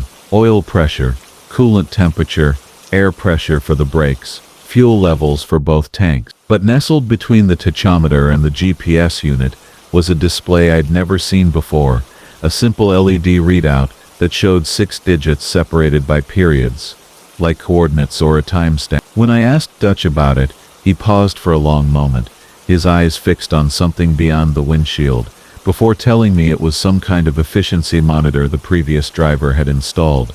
Nothing I needed to worry about. The numbers on that mysterious display read 804739 when I first noticed them, and in those early weeks of ownership, I found myself glancing at it more often than I probably should have. It seemed to change randomly, sometimes dropping by hundreds, other times by just a few digits, with no pattern I could discern. I convinced myself Dutch was right, that it was tracking something mundane like fuel efficiency or engine performance, just displayed in a way that made sense to whoever had installed it, but meant nothing to me. My routes in those days took me all over the western states, hauling everything from electronics out of Silicon Valley to agricultural equipment bound for farms in Nebraska. It was good work, steady money, and the Peterbilt ran like a dream, despite having over 600,000 miles on the odometer. I fell into the rhythm that long-haul drivers know well, the hypnotic cycle of highway white lines and truck stop coffee, of CB chatter and the eternal hum of 18 wheels on asphalt. It was somewhere outside Flagstaff, Arizona, on a run carrying automotive parts to a plant in Detroit, when I first noticed something odd about the dashboard display. I'd been driving through the night, making good time on Interstate 40 with light traffic and clear weather, when I realized the numbers had been dropping more rapidly than usual. What had been 83 to 1,405 when I'd started the trip was now showing 83 to 1,298, a difference of over 100 in just 8 hours of driving.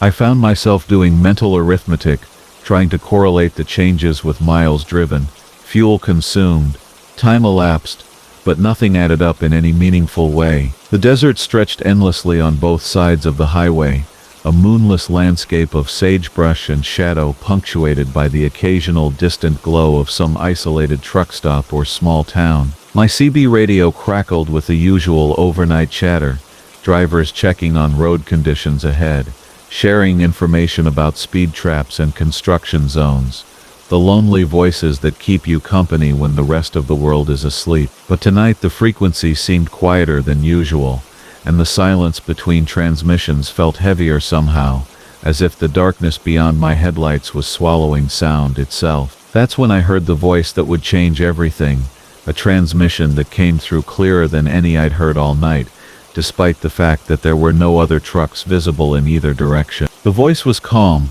almost conversational, but there was something in its tone that made the hair on my neck stand up. "Hey there, Peterbilt running eastbound past mile marker 247. You might want to keep an eye on that countdown of yours." "Come again, driver. What countdown are you referring to?" But there was no response, just the soft static of an empty channel and the persistent hum of my engine. I checked my mirrors, scanned the horizon for taillights or the glow of other vehicles, but the highway remained empty in both directions. According to my GPS, I was indeed approaching mile marker 247, though I hadn't mentioned my location or direction to anyone. The digital display now read 83,1287, and as I watched it in the green glow of my dashboard lights, the last digit changed to 6, then 5, then 4. The numbers were falling in real time, counting down with mechanical precision, one digit every few seconds. My mouth went dry as I realized what I was seeing, and my foot instinctively eased off the accelerator. If this was some kind of countdown, I suddenly didn't want to know what would happen when it reached 0. I pulled into the next truck stop, a 24-hour Travel America, with the usual complement of diesel pumps and a restaurant that served coffee strong enough to wake the dead. But even surrounded by the familiar sights and sounds of truckers going about their nightly routines, I couldn't shake the feeling that something fundamental had changed. The display continued its relentless countdown, and I found myself calculating how much time I had left based on the current rate of decrease. If the pattern held, I had maybe 3 days before those numbers hit 0. Sleep that night was impossible. I lay in my sleeper berth, listening to the sounds of the truck stop around me, the rumble of engines starting up, the hiss of air brakes, the distant murmur of conversations in a dozen different languages. But underneath it all, I could swear I heard the faint electronic beeping of the countdown, even though the display was silent. Every time I closed my eyes, I saw those green numbers falling, marking time towards something I couldn't name but desperately feared. When morning came, I tried calling Dutch, but his phone went straight to voicemail. I tried the trucking company that had sold me the rig, but they claimed to have no records of any custom dashboard modification. A local electronics shop in Flagstaff took one look at the display and told me they'd never seen anything like it, that it appeared to be hardwired into the truck's electrical system in ways that made no sense from an engineering standpoint. The young technician who examined it grew increasingly uncomfortable as he traced the wiring, finally admitting that he was afraid to disconnect anything for fear of damaging the truck's primary system. We drive when we're tired, when we're lonely, when we're scared, because the freight has to move and the bills have to be paid. But now, every mile felt like borrowed time, every highway sign a milestone toward an unknown catastrophe. The countdown continued its steady progression downward, and I began to notice other things that shouldn't have been possible. Other drivers started responding to me on the CB before I'd keyed the microphone, as if they could hear thoughts I hadn't yet spoken aloud. Gas stations would have my preferred snacks waiting at the counter before I'd even parked. Hotel clerks would hand me room keys for reservations I hadn't made, but which were somehow exactly what I needed. It was as if the universe was anticipating my needs, smoothing my path in ways that should have been comforting but instead filled me with dread. The numbers fell to 830,000, then 809,000, and with each passing thousand, the world around me seemed to become more responsive to my presence. Traffic lights would change in my favor before I reached them. Construction zones would temporarily suspend work, allowing me to pass through without delay. Weather patterns would shift, parting clouds or stilling winds to ensure optimal driving conditions. On my third night, somewhere in the endless cornfields of Iowa, I finally understood what the countdown represented. It wasn't measuring distance or time or fuel efficiency. It was counting down the miles I had left to live, the total distance I would travel before whatever force controlled that display decided my journey was complete. Every mile I drove brought me closer to 0, and when those numbers finally reached their inevitable destination, so would I. I tried everything I could think of to stop it. I parked the truck and left it sitting at a rest area for 6 hours. But the countdown continued even with the engine off. I tried taking detours, driving in circles, even heading in the opposite direction from my destination, but the numbers kept falling at the same steady rate regardless of the actual miles on my odometer. Whatever controlled that display was measuring something more fundamental than mere distance.